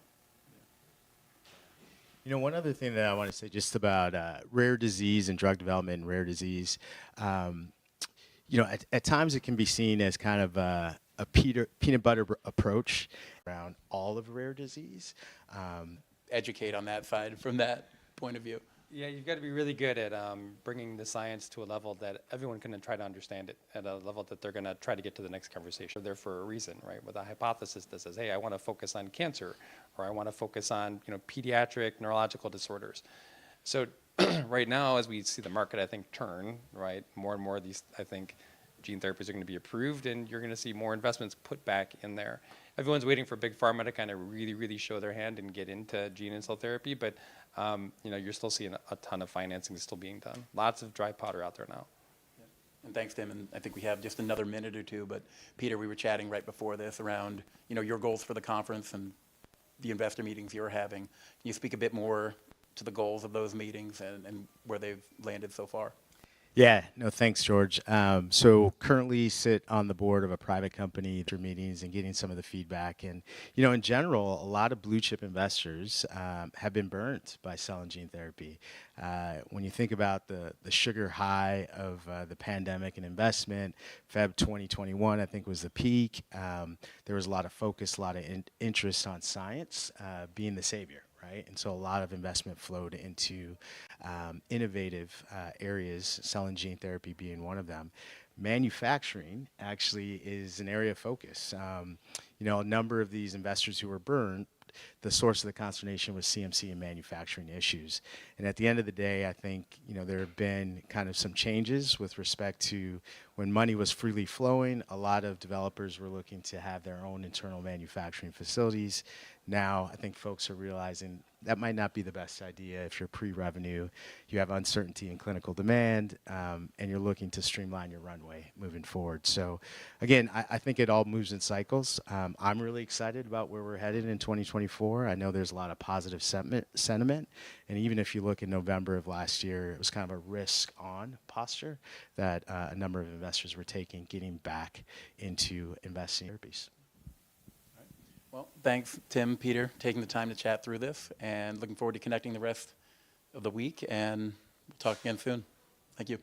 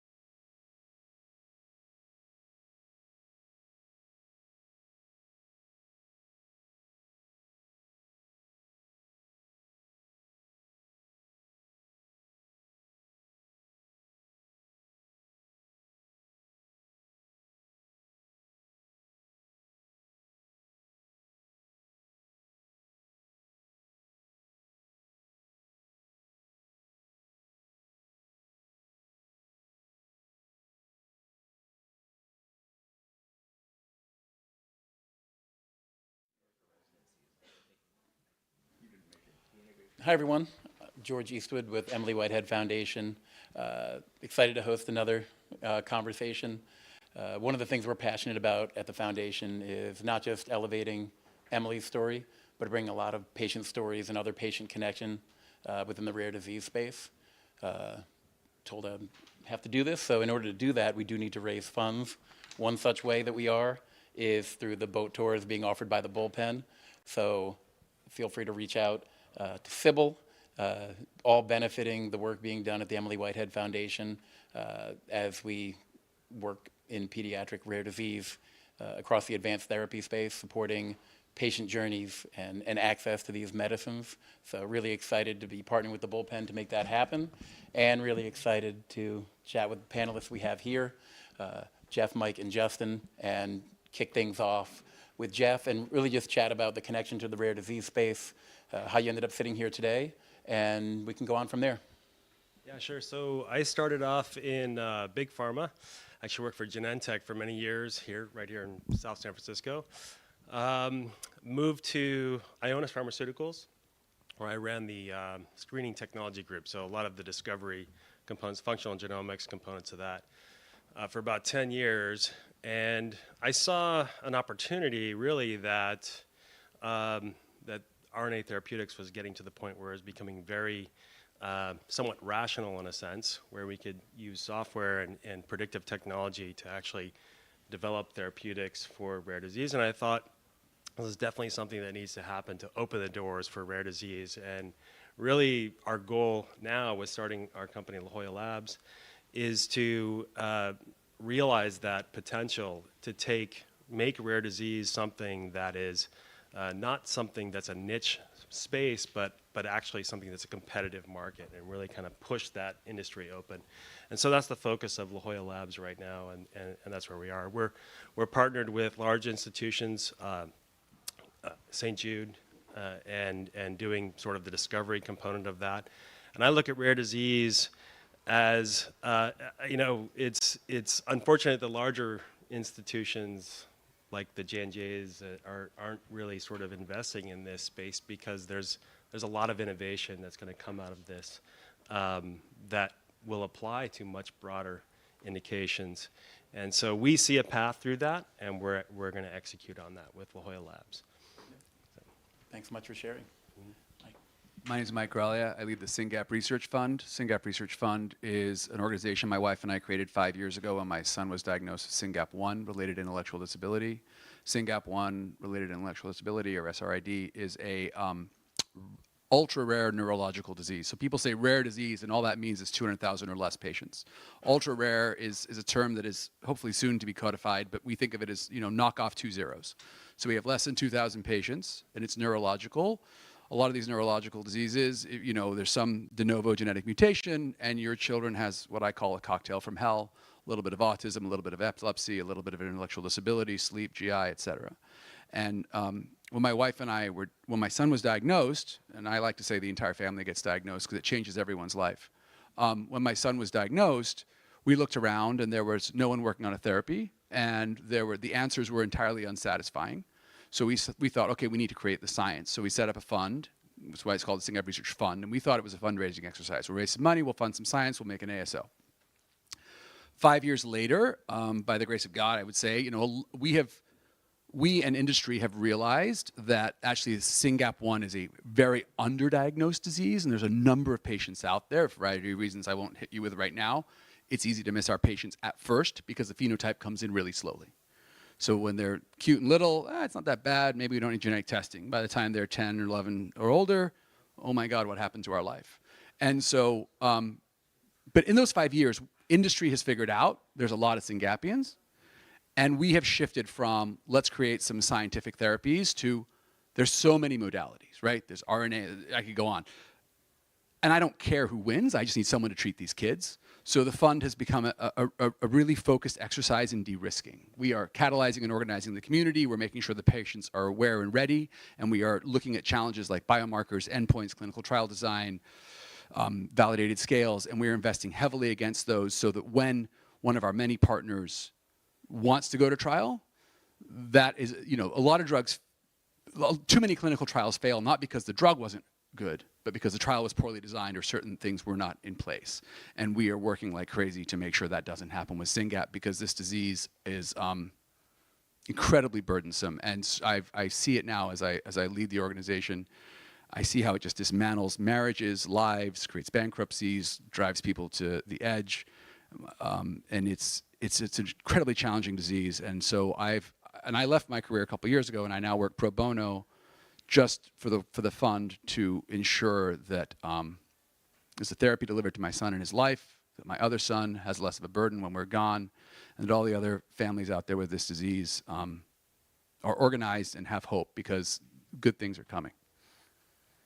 I'm Justin West. I'm a surgeon from Southern California. I have a son who's 6 years old who has a KCNT1 epilepsy. We're an ultra rare, I would say copy-paste most of what Mike just said. So we have two main phenotypes, one which is pretty bearable. People develop fairly normally. They have nocturnal seizures, but they can function at a pretty high level. But then there's kids like my son Andrew who have anywhere from 50 to 200 seizures a day, totally drug resistant. So most of our kids are on 4 or 5 different anti-epileptic drugs and still seizing through that. We are lucky in that we have good seizure control for our son, but he's 6 years old, and about the only thing he can do is sit. These kids don't communicate, they don't walk, they don't talk. Very limited existence. High mortality, about 50% 10-year mortality, and it is a powerfully destructive disease like you were referencing. I mean, it's not just the loss of that child. I mean, Andrew, his life was essentially stolen from him with this diagnosis. It's also the massive impact it has on the nuclear family. As parents, you know, we're a 2-surgeon family, and this disease took my wife out of the workforce, and it's taken me, you know, 80% of my time out of the workforce. And it's our parents on both sides who stress about what's going to happen with these kids. So it's a disease with massive impact that goes well beyond what anybody wants to measure. So we started our foundation several years ago. And at the time, 2017, I think we had, there was 2 drug discovery programs, and we have focused on connecting everybody around the world who has any kind of interest in KCNT1. So at this point, we now have about 20 programs internationally, and you know, I make sure that we have access to as many of those programs as possible and try to dictate terms to the extent that we can. And kind of tagging on to the conversation you had earlier, you know, I think that part of what we do is try to be available to educate, right? Because the education piece goes both ways. I mean, part of it is the educational piece where pharma has to explain to groups like ours and our parents what therapeutics are coming down the line, because at the end of the day, if you have a successful drug, you need to recruit. For us, it's about educating pharma about the disease and the real lived experience. And some of the knowledge gaps on both sides are substantial. And I would say one thing we've been very effective in is driving an agenda to educate our wonderful pharma partners on what it's really like to live with our disease. And I'm happy to share sort of how we've done that. But that's a good intro, I think. I'll stop there. Yeah, and I think one thing that you touched on that's universal when we think about the Emily Whitehead Foundation and what the Whiteheads went through, and the conversations we've had is within the rare disease space, to the patient and the caregiver, that journey is about 90% the same. We tend to get bogged into the technology, but Michael, your line I've used many times as I've dug into the nonprofit space. Parents don't really care how it's cured, so it's really hard in the rare disease space and being so in tune to the advanced cell and gene space and trying to find that niche. But one thing that both of you had mentioned that's often overlooked that the foundation is passionate about is the mental health toll, not just on the patient, but the caregiver. And one thing that we uncover is it's just not something that pharma is able to address or necessarily even wants to address. So yeah, perhaps chatting through that, Michael, if you want to start there around, you know, how do you make that impact known, and what's missing out there from the rare disease side to show the type of support that's needed, because it's really non-existent at times. That's a doozy of a question. I mean, you have to, I'm going to take 2 things you said and piece them together. One, parents don't care how it's cured. Fair. And what is the mental health toll on families? Okay, you've got a 5-year-old boy. You're dreaming about what they're going to become. You're fantasizing about all the different chapters of their life. You go and you get a genetic test for a genetic etiology of their seizures. The point of this test is to find out what gene is broken, right? 40% yield, roughly. And then every family I've talked to, when they get a positive result, a pathogenic mutation identified, it blows up their life because there's no prep on your child is going to get worse. The intellectual disability is going to get graver. They're going to live in a home. They're going to outlive you, and they're going to need support for their whole lives. They're going to be in diapers. Just to make this tangible, right? You are going to be changing diapers for decades. And then families have to, as Justin said, reorganize their entire lives. And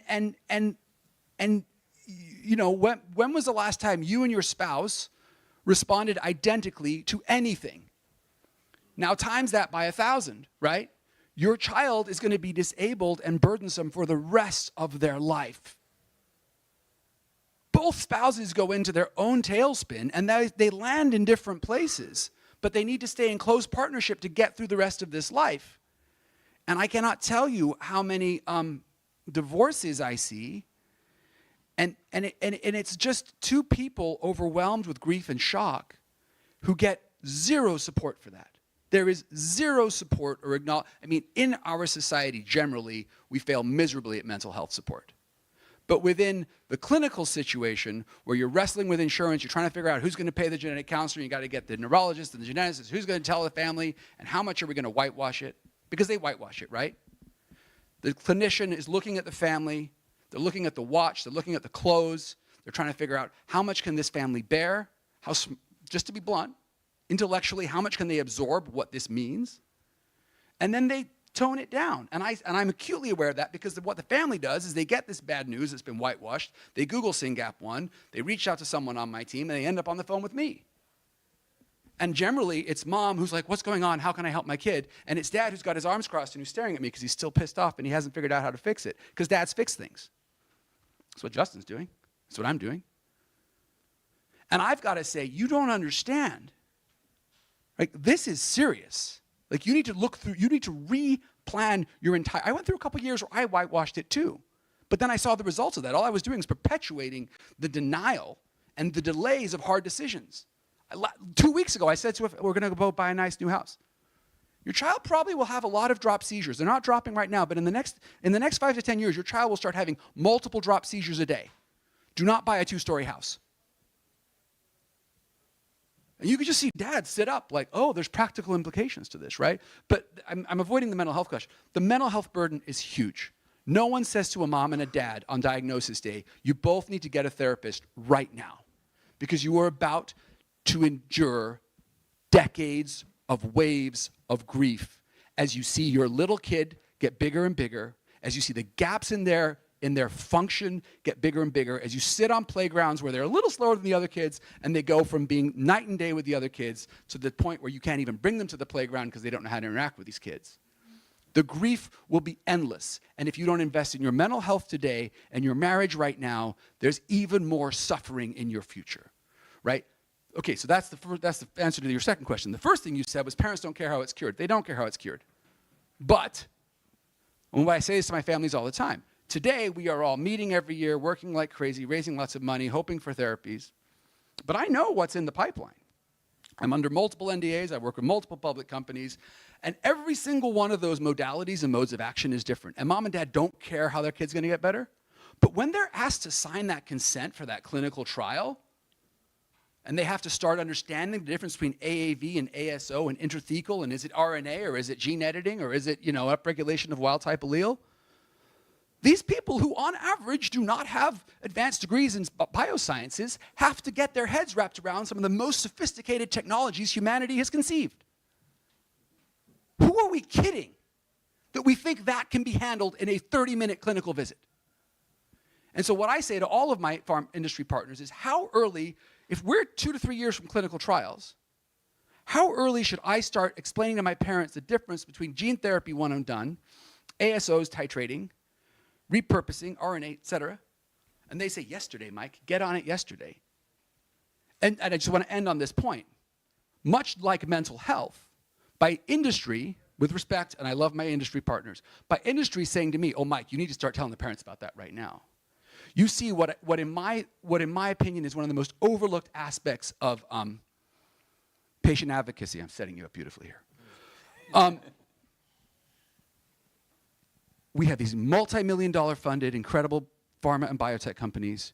We have these incredible institutions of academia working on this. And they work like crazy, and they come up with some really hard problems. endpoints, preparing the patients, finding the patients. And they call people who are working for free with the hardest problems they've got and say, could you just tackle this one thing that we can't figure out? Right? So the mental health problem, the getting parents prepared for trials problem, these are incredibly hard and burdensome problems, and they bring them to the patient advocacy groups who are generally funded by volunteer hours and donations from a handful of families. I don't even remember if I answered your question, but thank you for the question. We love the answer either way, but I know it's a great lead-in to Justin and where you ended your last. Do you want to iterate the bullet points that I should now cover based on your intro? Yeah. I mean, it's hard to follow you because you have so much passion and you're oftentimes quite eloquent, Mike. No, I mean, these are destructive diseases. We're under duress all the time. And I think that, in terms of the journey of education, I mean, I guess the thing that I've observed in working with industry is that we're not brought in soon enough. I think that if I'm running a biotech and I think, I'm going to whiteboard 10 diseases I want to go after, and then we all vote and say, here's the 1 or 2 or 3, to me the next day you're on Google finding out who the patient advocacy groups are, because in our world, there's not 50 groups like breast cancer. There's 2 of you, and there's really 1 of us, and there's another guy, but we don't talk about it. But we're easy to find. We're so easy to find. Our patients find us from 37 different countries around the world. I don't understand why our pharma partners don't. And I think that, I'll tell you 2 stories that blew my mind. So the first time I met with industry in DC, we sat there and they invited us to, me and another father, sit at the table and talk about their aspirations for going after KCNT1, which made us feel very good, right? I mean, everybody wants to be treated. And then they proceeded to explain how they were going to establish this natural history study for us. And then they proceeded to explain how there's about 100 of us in the U.S., 350 maybe worldwide. Prevalence models say 3,500 in the U.S., maybe 35,000 worldwide, but let's just call it the 100 in the U.S. roughly. That they wanted to recruit 40% of those patients to go to a clinic in Rochester to 3 times over the course of 2 years to be evaluated in person. And I said, well, why don't we just stop drug development now? Because my son can't get on a plane, has never been on a plane, because you should see the laundry list of things we have to bring with him. Supplemental oxygen, all the medications, the daily medications, the rescue medications. I need 3 seats, 2 people. Should we just take off work and go do this? And we have the means, which a lot of our patients don't. I've traveled. I took my brother to China for CAR T therapy, so there's nothing I won't do to save the life of somebody I care about. But for the practical part of this is just silly. And for the patients who don't have resources, what the hell are they going to do? So you're going to have recruitment issues, and you're 100% going to have retention issues, and then you're going to have your underpowered study. And I'm pretty blunt, and so I said more or less that to these folks, and they said, okay, well, we obviously can't do this. I said, no, you can't. And within about a week, they got back and said, well, we're going to do a fully remote natural history study. So Biogen created their first fully remote natural history study because of the feedback that we gave them, and it is now the model that they're using. But I just found it curious that they put all this time and thought into developing what they thought was logical, and these are really smart people, but they don't know the lived experience, and that's a massive gap. And even our own clinicians don't understand. When you see somebody for an hour at a time, you don't understand the lived experience. And then the most recent story this week, I get an email correspondence for a team that I know has been working on KCNT1 under the radar for 2 years. And they said, well, we've got some really exciting data, and we're hoping to pitch this to get the endorsement from the C-suite level folks so that we can move forward. Our concern is that your seizures are just so hard to see. And I said, that's a fascinating thing to say to me, because it's our plumbers and our electricians and our soccer moms and our plastic surgeons who find these seizures and bring our kids to the hospital that leads to our diagnosis. So please don't tell me these are hard to see. And you should be embarrassed that you're even saying that out loud to me. So, there's just all these examples about how useful we can be. And I can tell you a story about how me and my wife saved a drug program that they thought they were gonna shelf. And they pitched the data, and I said, you're interpreting that data wrong. Run the experiment this way. It's a technical answer, which as a surgeon was super obvious to me. And I'm thinking, you guys are really smart. How the heck are you interpreting your data this way? The bottom line is we can be incredibly useful to you in so many ways. And at the end of the day, pharma needs us.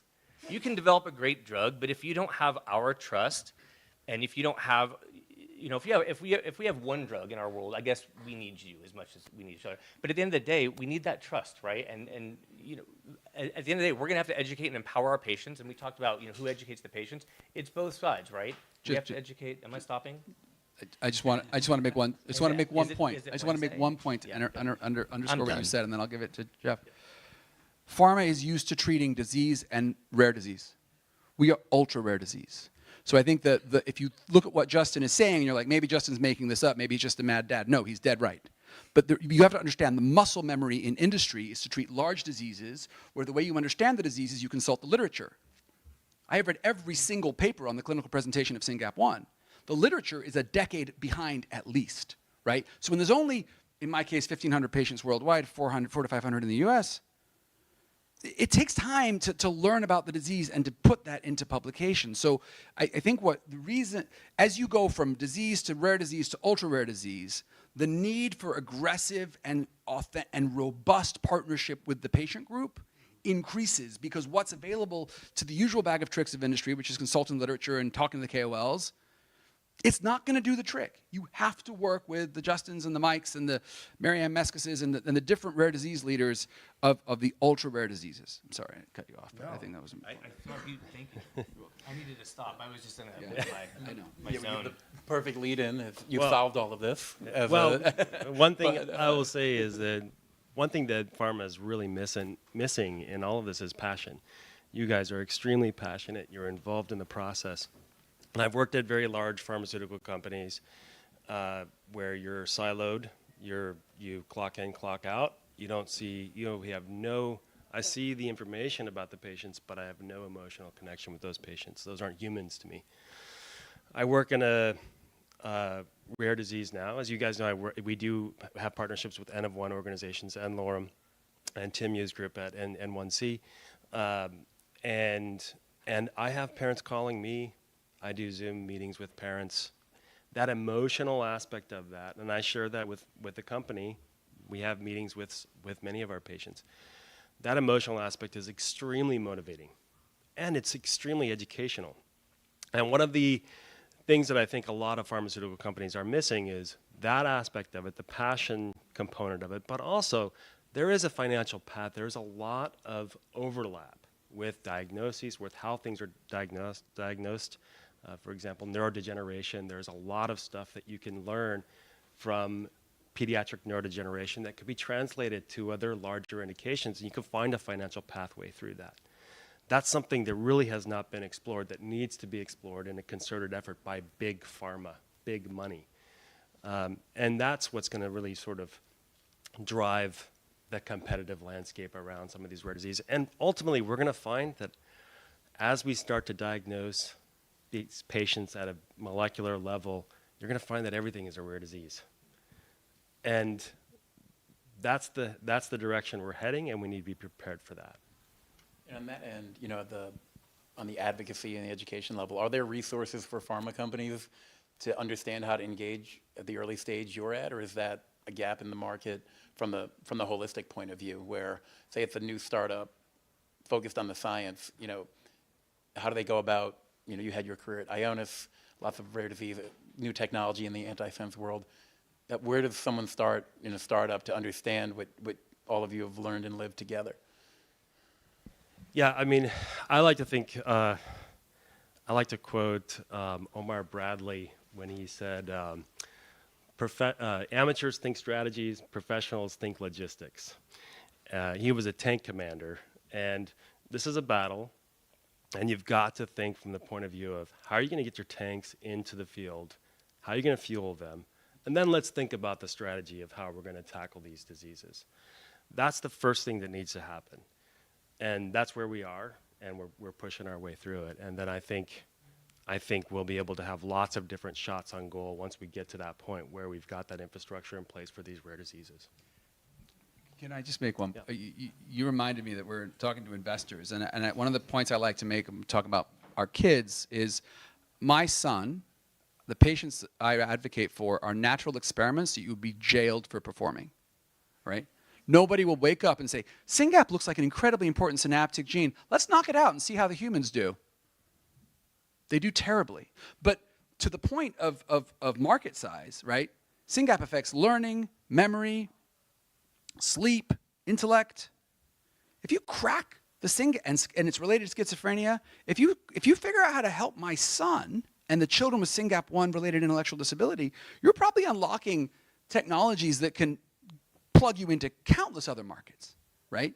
And that the way you have to look at these children is not as unfortunate souls who we're probably going to get to too late, but as incredible opportunities that if we can figure it out here, we have opened a door into a whole array of neurological marketplaces, right? And I hate to present my son like that, but the reality is I need industry to come. And that's why I've shifted from, oh, let me make an ASO. It only costs, actually it costs millions because there's always a next step.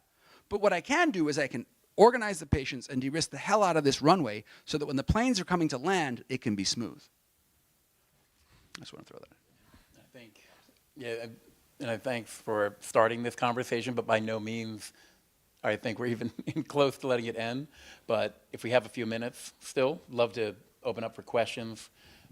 Any investors that want to counter that or chat through, happy to jump in.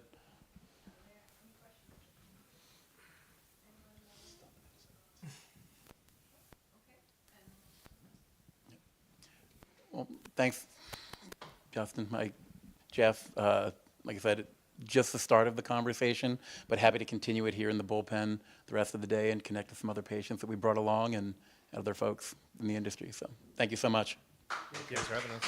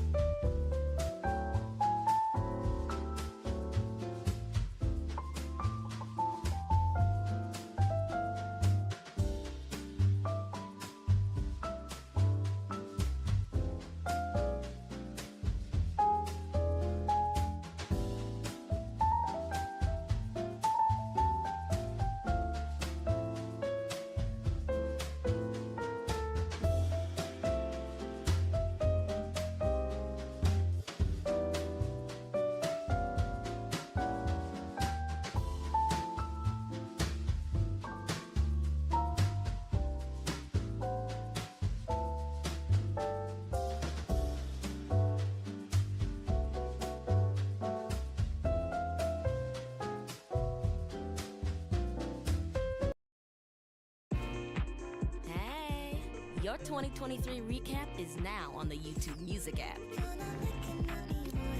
See how your favorite music matches up with your moods. Get a custom album cover based on your listening. Without you, and I can't eat enough without you. If you don't speak, does that mean we're through? And mix your top songs with your favorite photos. Get your 2023 recap on the YouTube Music app.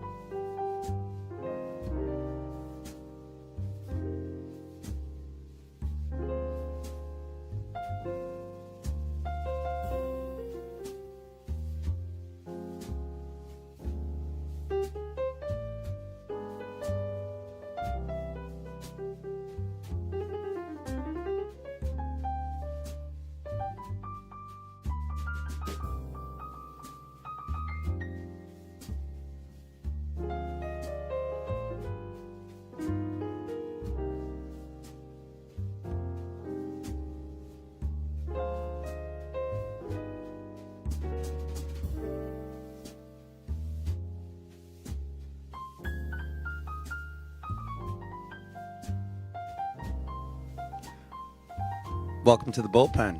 My name is Christian Engstrom, CEO at Evia Bio and founder of the Bullpen. And today we are interviewing Michelle Berg. I'm going to keep it rather brief. I do want to tell you a little bit about the Bullpen. Michelle, maybe I'll talk to you as if I'm telling you, but I want to share it with everybody else. The Bullpen gathers life science CEOs and investors with the shared goal of helping each other. So today we have about 500 or so CEOs and investors coming in for Rare Disease Day, some of which are in the audience right now. And our goal is to help each other. So today we have Michelle Berg, who is a distinguished entrepreneur, also now volunteering with the Emily Whitehead Foundation. She's got probably a half dozen projects going on, and this is great because we need her leadership.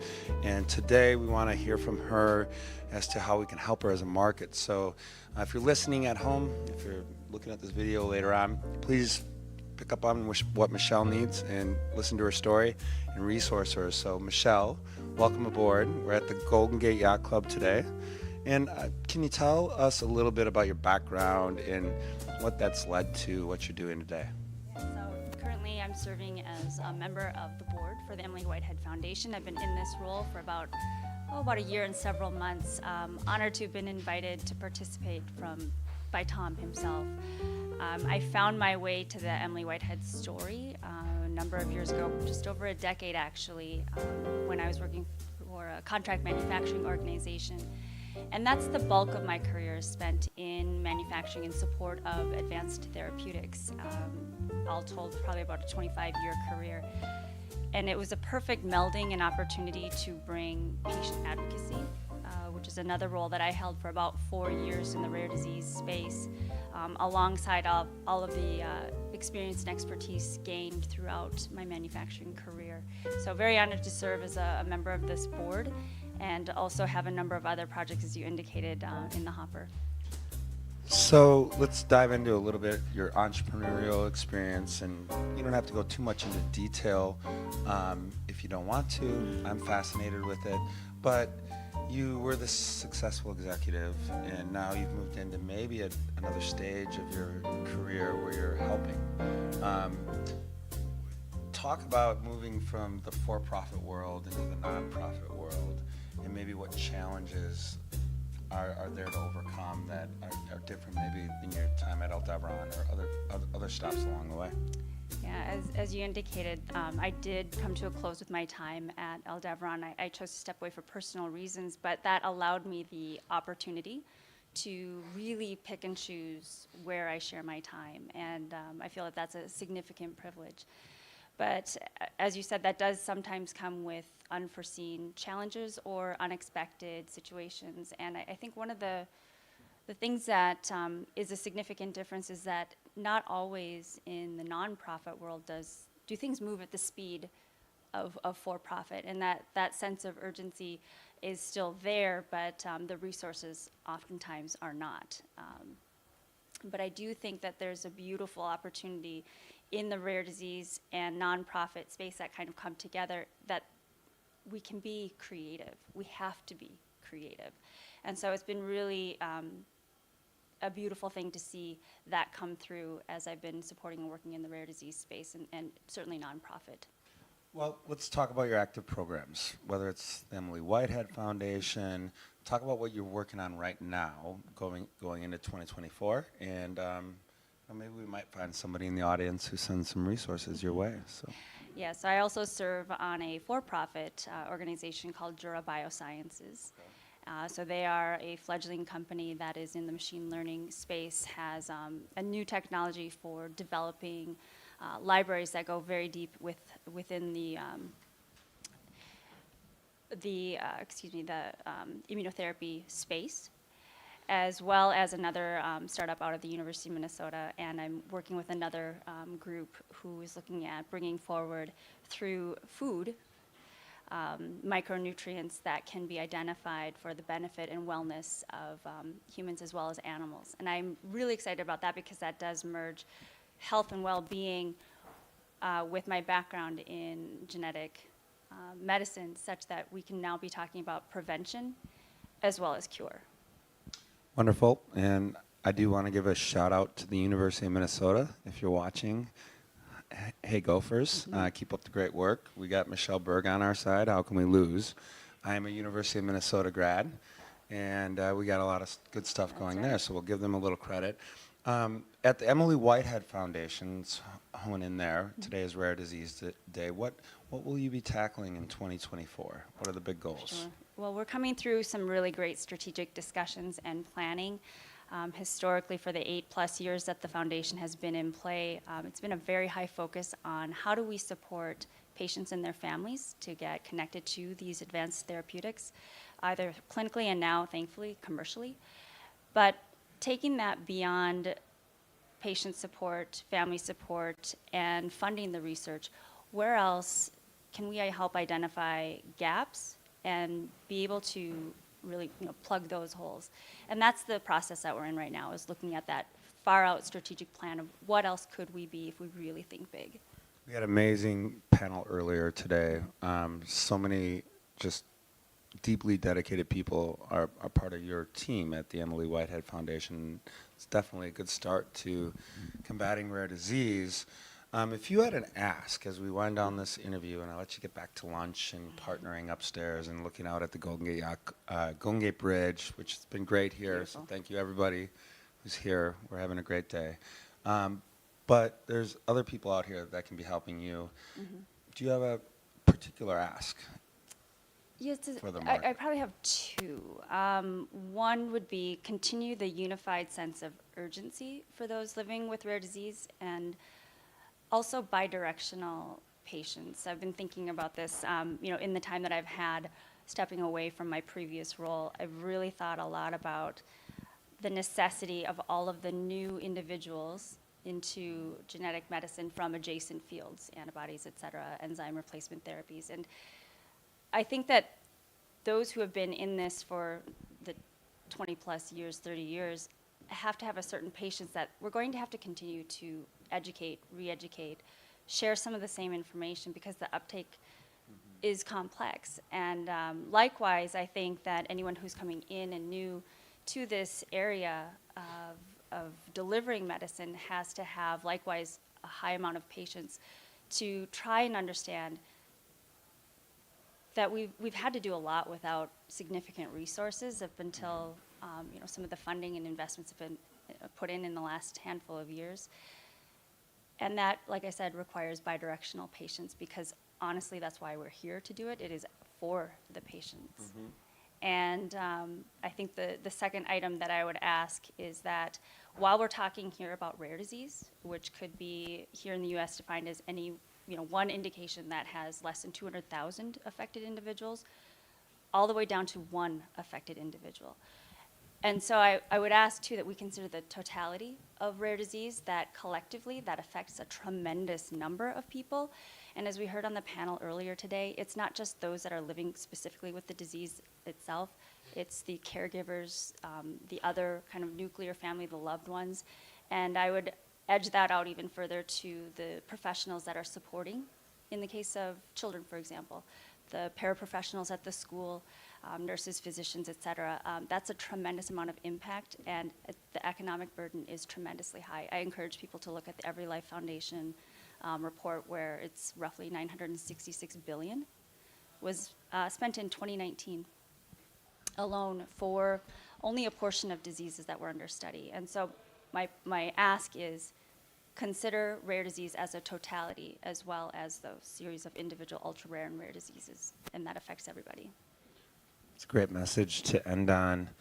Michelle, thank you for your leadership, and I recommend anybody who's interested in getting in touch with Michelle, you can fill out an inquiry form on our website, and we'll forward it to her, especially if you want to get involved with Emily Whitehead or any of the other initiatives you may find on her LinkedIn. It's an amazing LinkedIn profile. Go check it out. And Michelle, thank you very much. Thank you, Christian.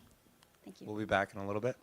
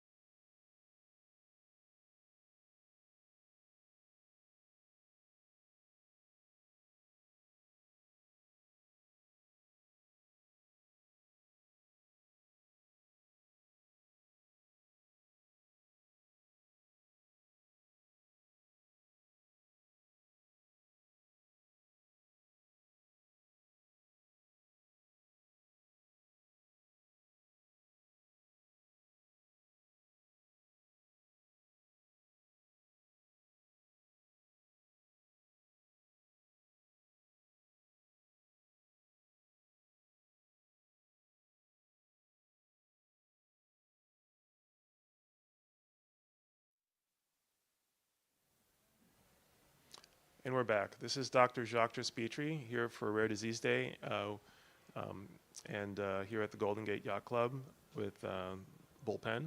I have Lee Buckler here with the Blood Centers of America. So good to have you here. Yeah, thanks, Doc. It's great to be here. Yeah, so if you could tell us what got you here, how did you get involved? Yeah, absolutely. Well, I've been kind enough to be invited to be part of the Bullpen, which I think is a great little ecosystem of peer-to-peer sort of exchange and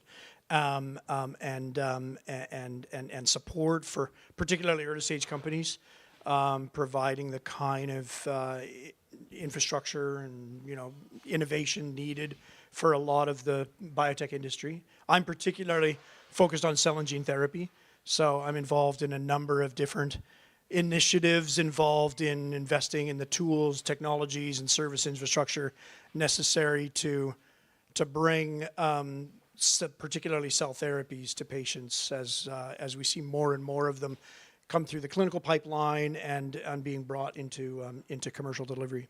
That's amazing. And what in your background got you involved with this?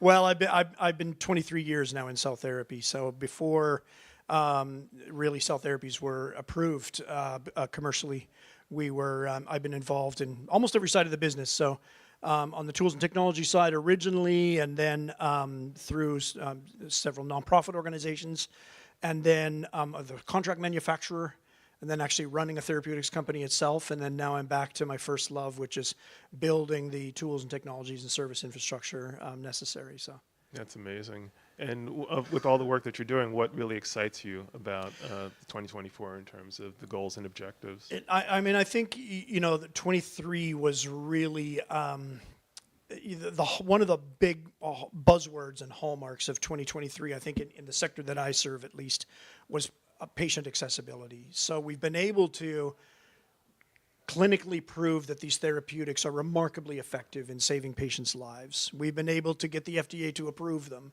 We've been able to treat hundreds, thousands of patients with them, but we're still treating only a fraction of the patients eligible for these therapies. And whether those are rare diseases, whether those are widely, broad diseases, chronic diseases, acute diseases, we are only, even now, treating a fraction of the patients eligible for them, clinically eligible.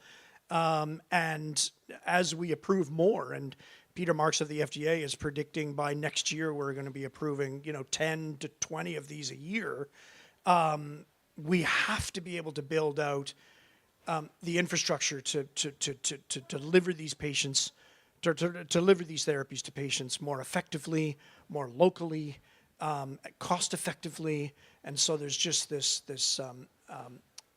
focus and a thirst and a drive to make these therapies accessible to patients. Yeah, and what do you think have been the barriers in the past that have prevented it from being more accessible to patients? It's a bunch of things, right? It has been traditionally manufacturing capacity. It's been sometimes reagent capacity. It's been, but it's reimbursement, it's cost. But I think one of the areas that I'm particularly focused on is, right now, I'll segue for a moment. I was at the International Society for Cellular Therapy meeting in Paris earlier this year, and there was a doctor, just an oncologist, describing the pain clinically and administratively of keeping patients alive while their CAR T cell therapy was being manufactured. These are autologous cell therapies. So it sometimes takes weeks to manufacture these products, and these patients are literally dying in the bed waiting for these patients. And so, every day that you can shorten the manufacturing time, every day that you can make the therapy happen faster. And these are also, keep in mind, still being delivered largely in urban centers with large oncology centers. And so families have had to move and live in an entirely new city for 3 months, 4 months, 6 months, while their family member goes through treatment regimen after treatment regimen after treatment regimen. And so that's, people are remortgaging their homes to keep their family member alive. And so if you can also bring any step of that closer to them, where they can stay at home. You can do the apheresis at home. You can do the infusion at home. You can maybe even manufacture in that local city as opposed to centralized. So I'm particularly excited about all of the engineering, the manufacturing, and the commercial innovations we can make to radically improve patient accessibility. That's amazing. And in terms of the bullpen, what are the ways that the bullpen and the community can support you, your goals, and your initiatives? You know, I think one of the things that's self-evident is that this is the solutions are multifactorial. The solutions lie as much in innovating around the apheresis as it does in the manufacturing, it does in the testing, as it does in the delivery. And so it requires for-profit entities, it requires nonprofit organizations, it requires clinicians, investors, operators, you know, just the whole fabric of biotech, clinical, commercial, operational infrastructure. And the nice thing about the bullpen is it throws together people on the bleeding edge of innovation to facilitate peer-to-peer exchange, to try and expedite the way that we innovate, the speed at which we innovate, and the effectiveness of our innovations. That's awesome. I don't know if there's anything else you wanted to add that we haven't covered. No, I think it's, you know, it's tremendously exciting to be here. Thank you to the bullpen for creating this environment where we can mix and share stories and share asks and I think it's a terribly exciting time to be in the cell and gene therapy space, which is driving more and more of the biotech sector and more of the clinical innovations that we're seeing. So I'm super excited to be here in San Francisco this week, and particularly excited to be here at the Golden Gate Yacht Club participating in the bullpen. That's awesome. And if you want to learn more about Lee Buckler and the work that he's doing, you can go to the bullpen.ventures website, and his link and profile are there. Excellent. Thank you, Jacques. Thanks for being here.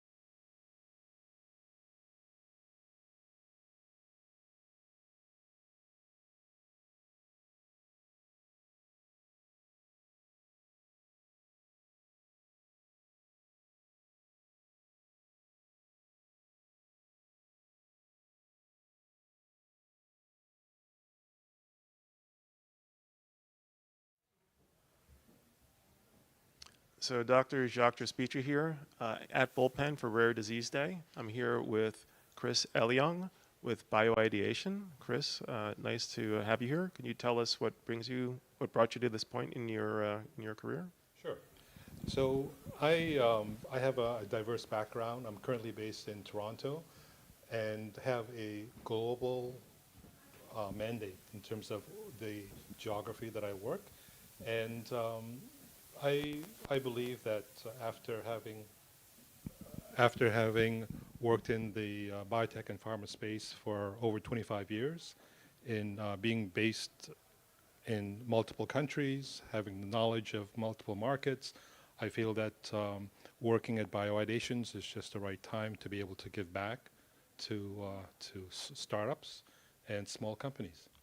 Could you tell us more about what BioIdeation is doing? Yeah, BioIdeations is an investment syndicate that provides clinical co-development investments for companies that are in the completion of phase 1 and starting to think about phase 2 trials. So that is the sweet spot, and I believe that it offers a lot of value because the team has a lot of expertise in global clinical development, regulatory, and commercialization.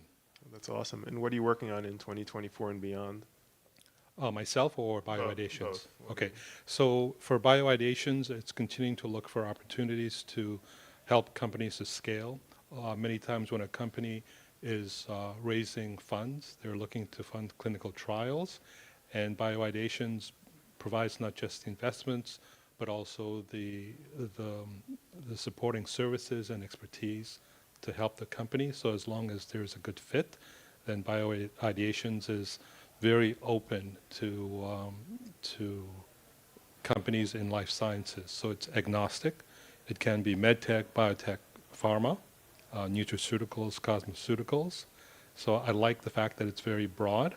And myself personally, it's to continue to find companies, good companies to scale. So I am identifying companies that are doing clinical trials, but also working with some early stage companies that are looking for funding and looking to build their teams. And I've found during my time in my last company some really interesting companies that I've kept in touch with.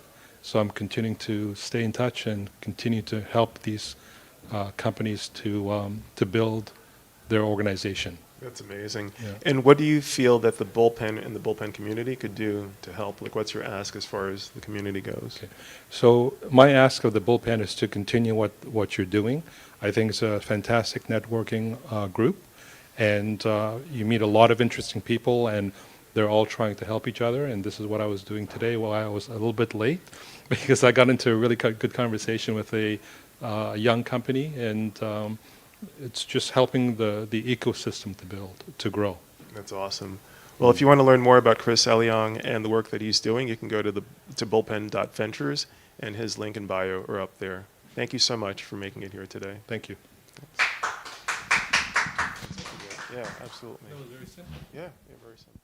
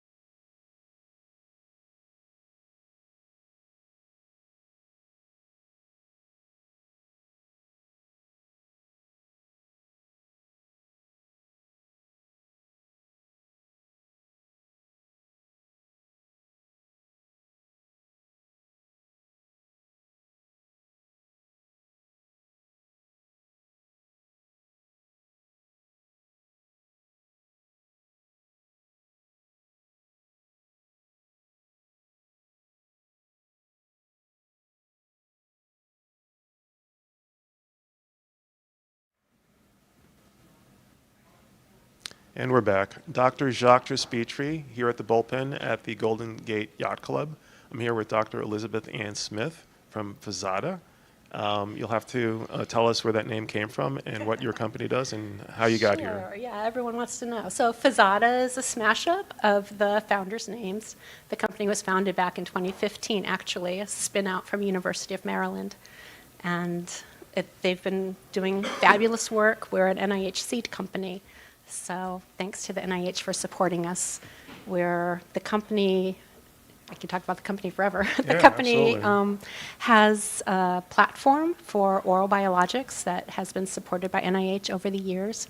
And the whole concept of oral biologics is really groundbreaking. Right now, all biologics, sadly, are infused or injected, and patients have to deal with those needles. So we're going to step away from that and bring a new oral modality for biologics.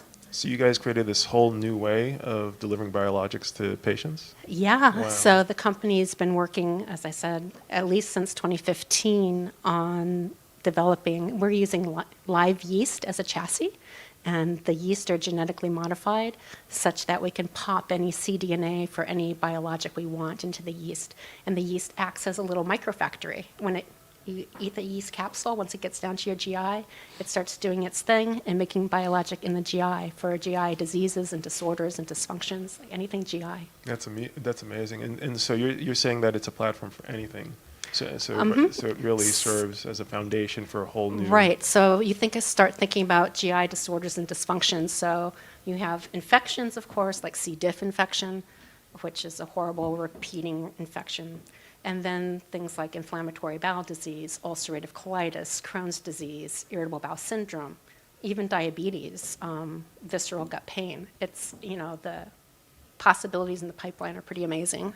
That's amazing. And in terms of 2024, what are you guys looking forward to doing, and what are you excited about?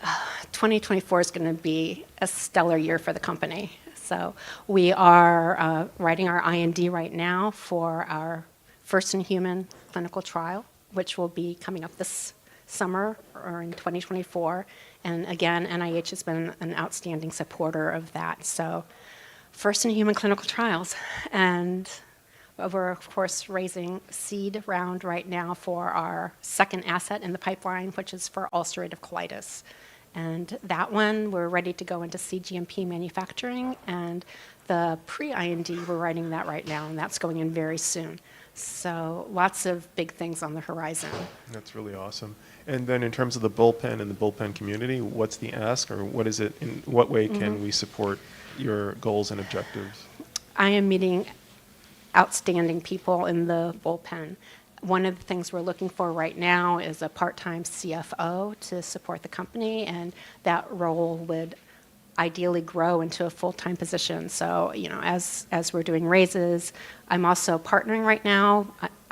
We're talking to multiple pharmaceutical companies about partnering, so we're looking for pharma partners. On the animal healthcare side, Fazada is looking at human healthcare. But there's all kinds of cats and dogs that have diabetes and inflammatory bowel disease. I would love to find a partner that can, take those assets to the patients. That would be great. Wow, that's amazing. Anything else you want to add? Geez, I don't know. Yeah, no, well, I think it covers it. I mean, that's really, really exciting, groundbreaking work. If you want to learn more about Dr. Elizabeth Ann Smith and the work that Fazada is doing, you can go to bullpen.ventures.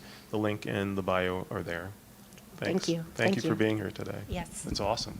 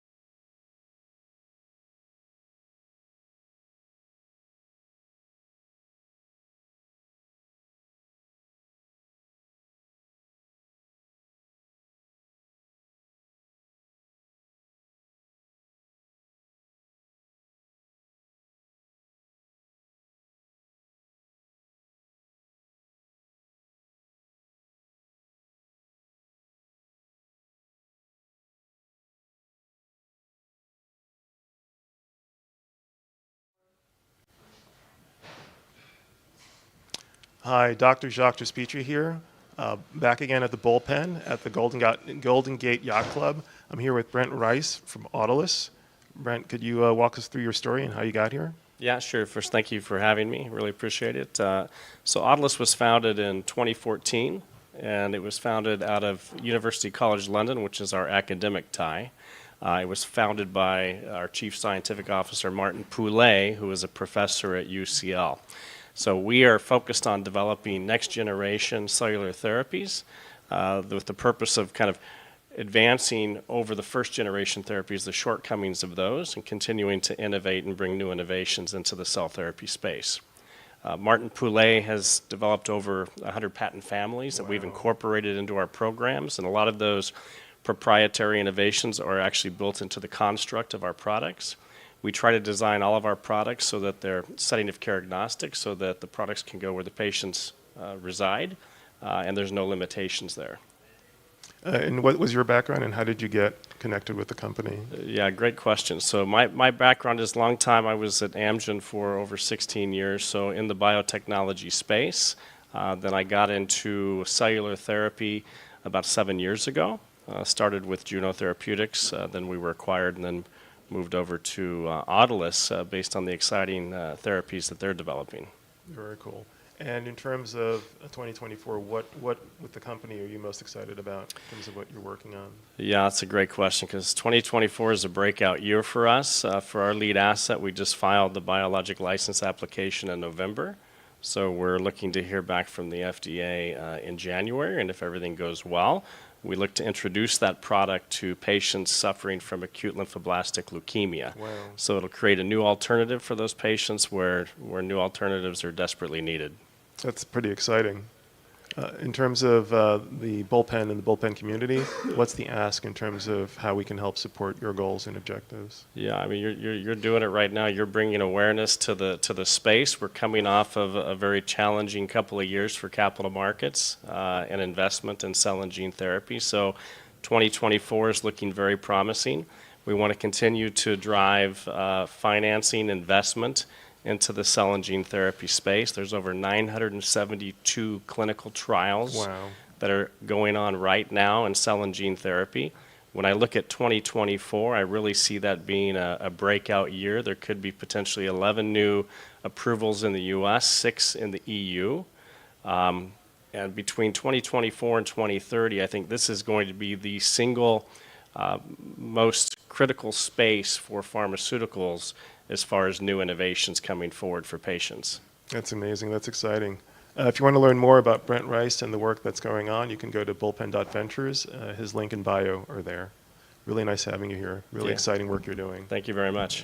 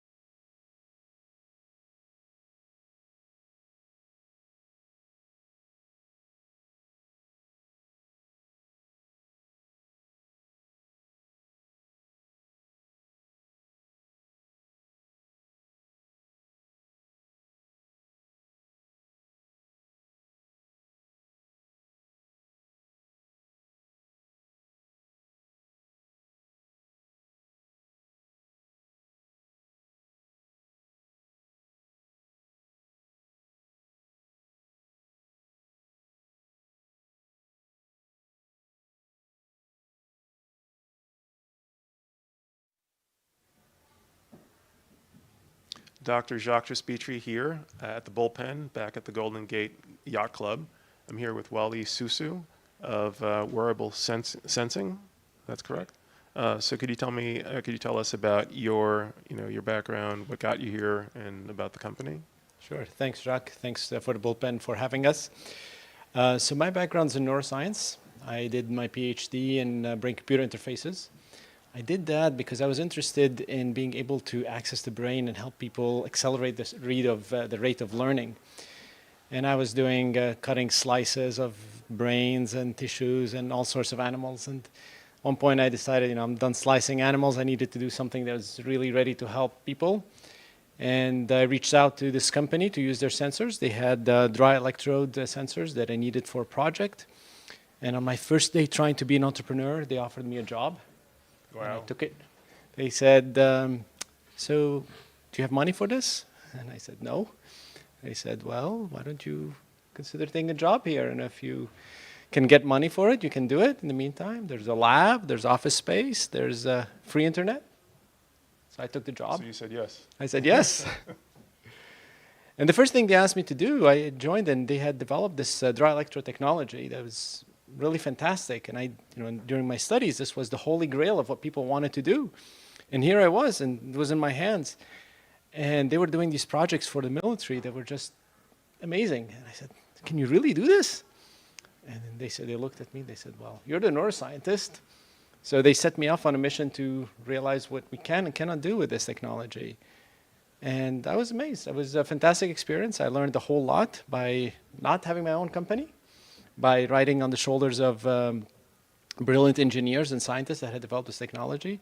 And there I was. I had the holy grail of the technology of brain-computer interfaces, and I got to play around of how do you play with this toy. And so that was the beginning. Wow. So what does this thing do that's on your head? What thing? Yeah. So that device is the device is our technology. It's a dry electrode EEG. So each one of these circles is a sensor, and it measures the electrical activity of my brain. So typically when you need to get an EEG and you go to a hospital, they'll rub your skin, they'll put some electrodes, they'll put some gel, and it'll last for about a few hours, and then they'll take it off because the signals kind of fade out. With this approach, I can put this on by myself in my home. I can go out in the real world. We can be sitting here. I could be recording my brain activity. So that opens up the opportunities of, well, what could you do with brain activity if you had it in the real world, as opposed to having to go to a clinic and sit in front of a screen and record in the lab. So that's what's different about our technology. It gives us a window into the brain in a real world environment. That's amazing. And what do you see as the clinical significance of this innovation versus the standard EEGs? So the biggest thing is that when you can start to take brain recordings in the real world, you get to what's called naturalistic environment. So if you're looking for, most commonly people look for seizures. Sometimes seizures don't happen in the clinic. They happen from a real world environment, stimulus in your environment. Now you could be in that real world and you can detect that. That's on the very medical side. But it opens up also a lot of applications that weren't possible before. So one of the applications you hear about and makes the media often is when you can control things with your brain. So we can record the signals from my brain and interpret them through software and determine what my intent is. So I can be in a wheelchair and locked in and not able to communicate, and I can control my wheelchair to move forward, back, left, right, just with the power of my thought. Wow. And this technology enables us to do this in the real world every day without having to put gel every morning and set it up. So it's just another example. So it can function like as a halter for your brain. So the way you use a halter monitor for your heart, you can now use this. Yes, I would take it a step further. Initially it's like a halter, but we can take it to the next level and say this is the Apple Watch for your brain. Wow. Right? And so look at all the applications that you can get. We can measure fatigue. I can tell if you're anxious. I can tell if you're depressed. I can tell if the drug that you took a few hours ago is having the effect that you expected it, or whether we need to increase your dose, decrease your dose. I can forecast whether you're on a path to develop Alzheimer's or not. Those are some of the applications that are starting to get enabled by this type of technology. Because of all the data you're able to analyze and correlate. That's amazing. What excites you the most about what you're doing for 2024? For 2024, we looked at the lowest hanging fruit. There's a much bigger fruit on the top we can talk about, but we looked at the lowest hanging fruit, one that can really have an immediate impact, that really takes this technology and say, hey, look, we can do something really exciting with it.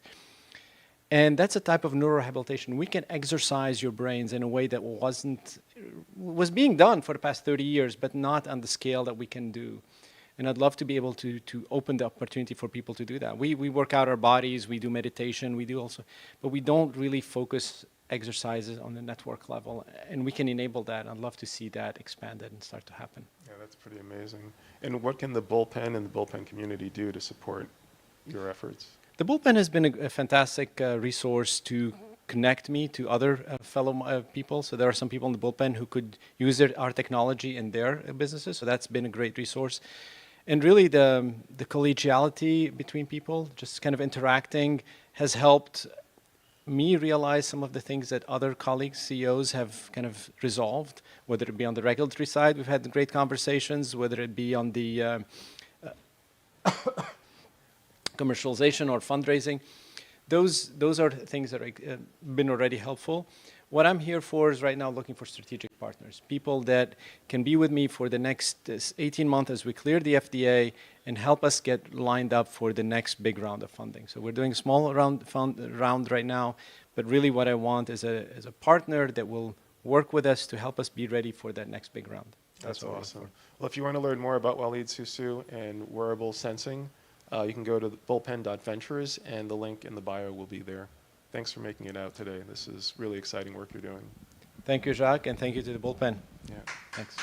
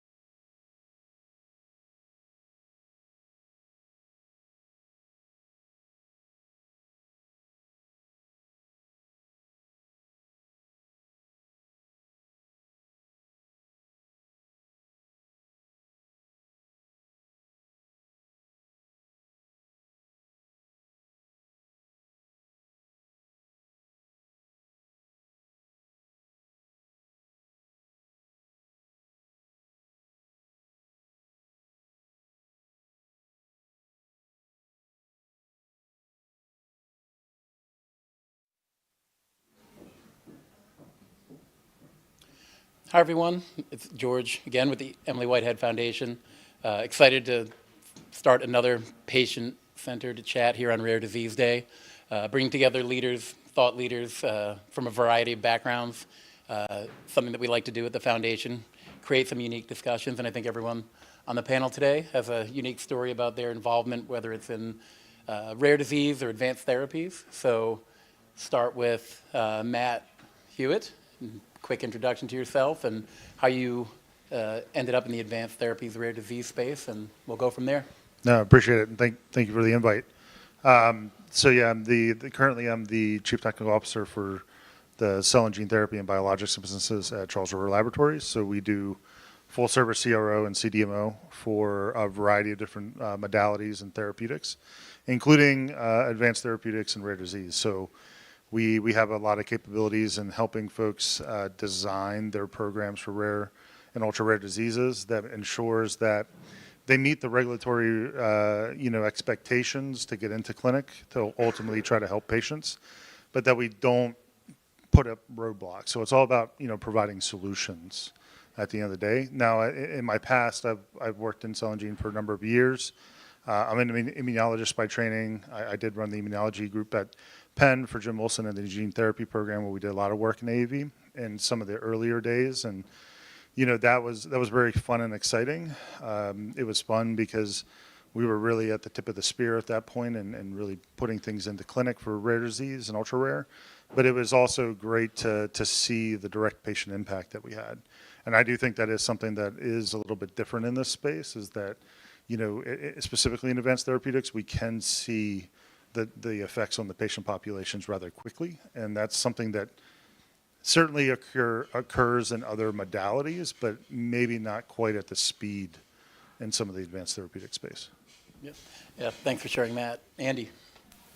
I'll echo a lot of what my colleague here said. My name's Andy. I'm the Chief Commercial Officer for a group called Viralgen. We're a contract manufacturing group specializing in making AAV, adeno-associated virus, a predominant gene therapy vector in the space that a lot of folks like Jim Wilson and groups have helped develop over the last 20 or 30 years.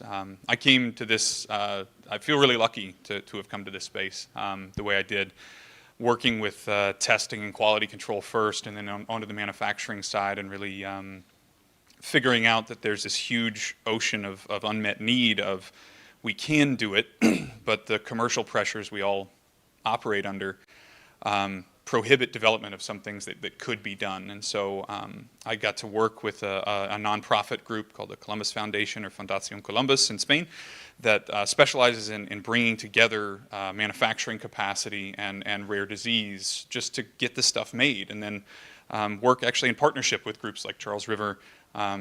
Some may consider us competitors in some ways, but in a lot of these projects, we're collaborators to, I think you said it very well, eliminate roadblocks that we can. Obviously, our group as a manufacturing specialist doesn't have the expertise in the deep, heavy science of gene replacement or gene editing, but we do have a lot of expertise in making the right vector and making it safe and effective. And so it's a privilege to fill one little chain in a long link of chains that's necessary to help people and end up with a front row seat to watching. Well, one of the things we have on the walls of our facility is science is magic that works.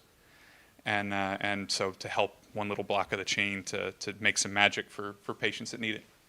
Yeah, thanks, Andy. And I think really interesting in the advanced therapy space on the manufacturing side is that deeper connection to the patient really breeds something unique. I mean, it wasn't around for the other modalities and small molecule and others, but it does kind of breed that connection where, to me at least, it makes sense to have the panel we have here with, Charlene coming next around the rare disease advocacy side and the work that she's been doing in her unique background that landed her here. So thanks, Charlene.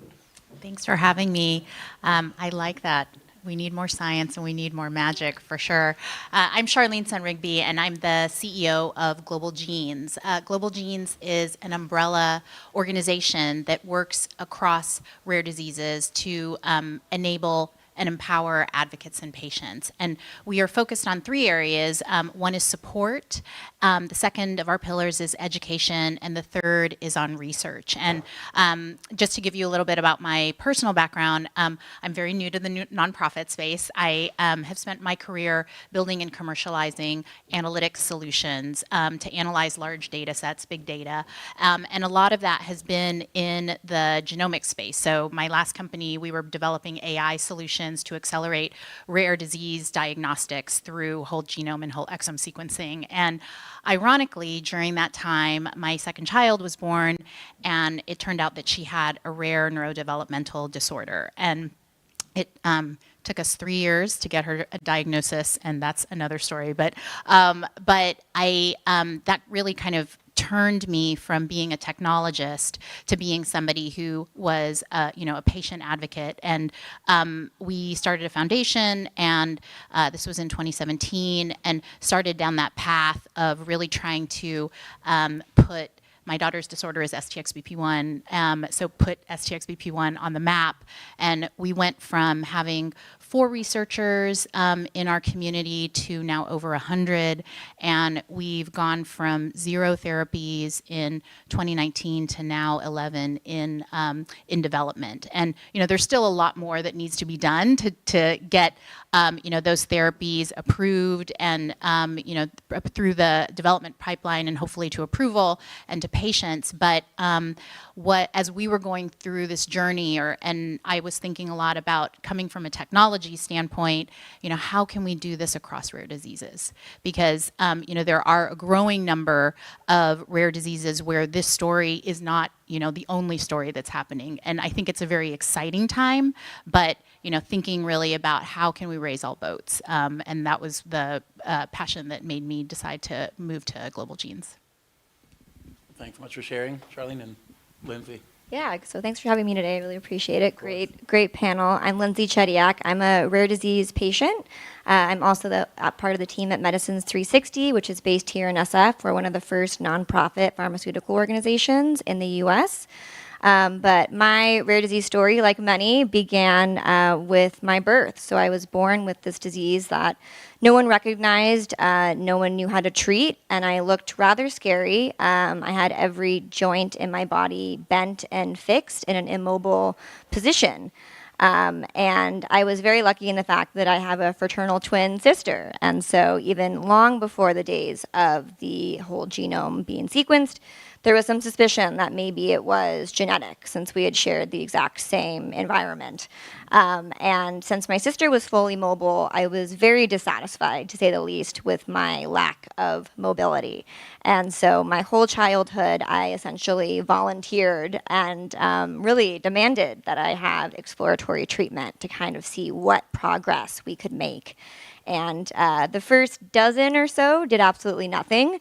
They actually made, I would argue, some joints of mine worse. But I was incredibly lucky, again, and that magic that you talked about really is something that I experienced, where when I was 15, I finally had a treatment that worked, and they were able to straighten both of my legs permanently, and I was able to walk upright and stand upright for the first time in my life. And I have to say, I've experienced now a little more than 15 years with that level of mobility, and it's been transformational. I've been able to, have a life that I never even imagined could have happened. And but unfortunately, what I've seen is that all that information is locked in my clinical record, in my health record. That's not something that's widely available to every single kiddo with my rare disease or with similar bone diseases. And so my mission really has been to see how can we advance transformative therapies for kiddos to ultimately allow them to not only get back to having a childhood, but also to make sure that the wider disease communities that we're in are benefiting. And really excited to talk more about the therapies that are coming about and how they can be applied.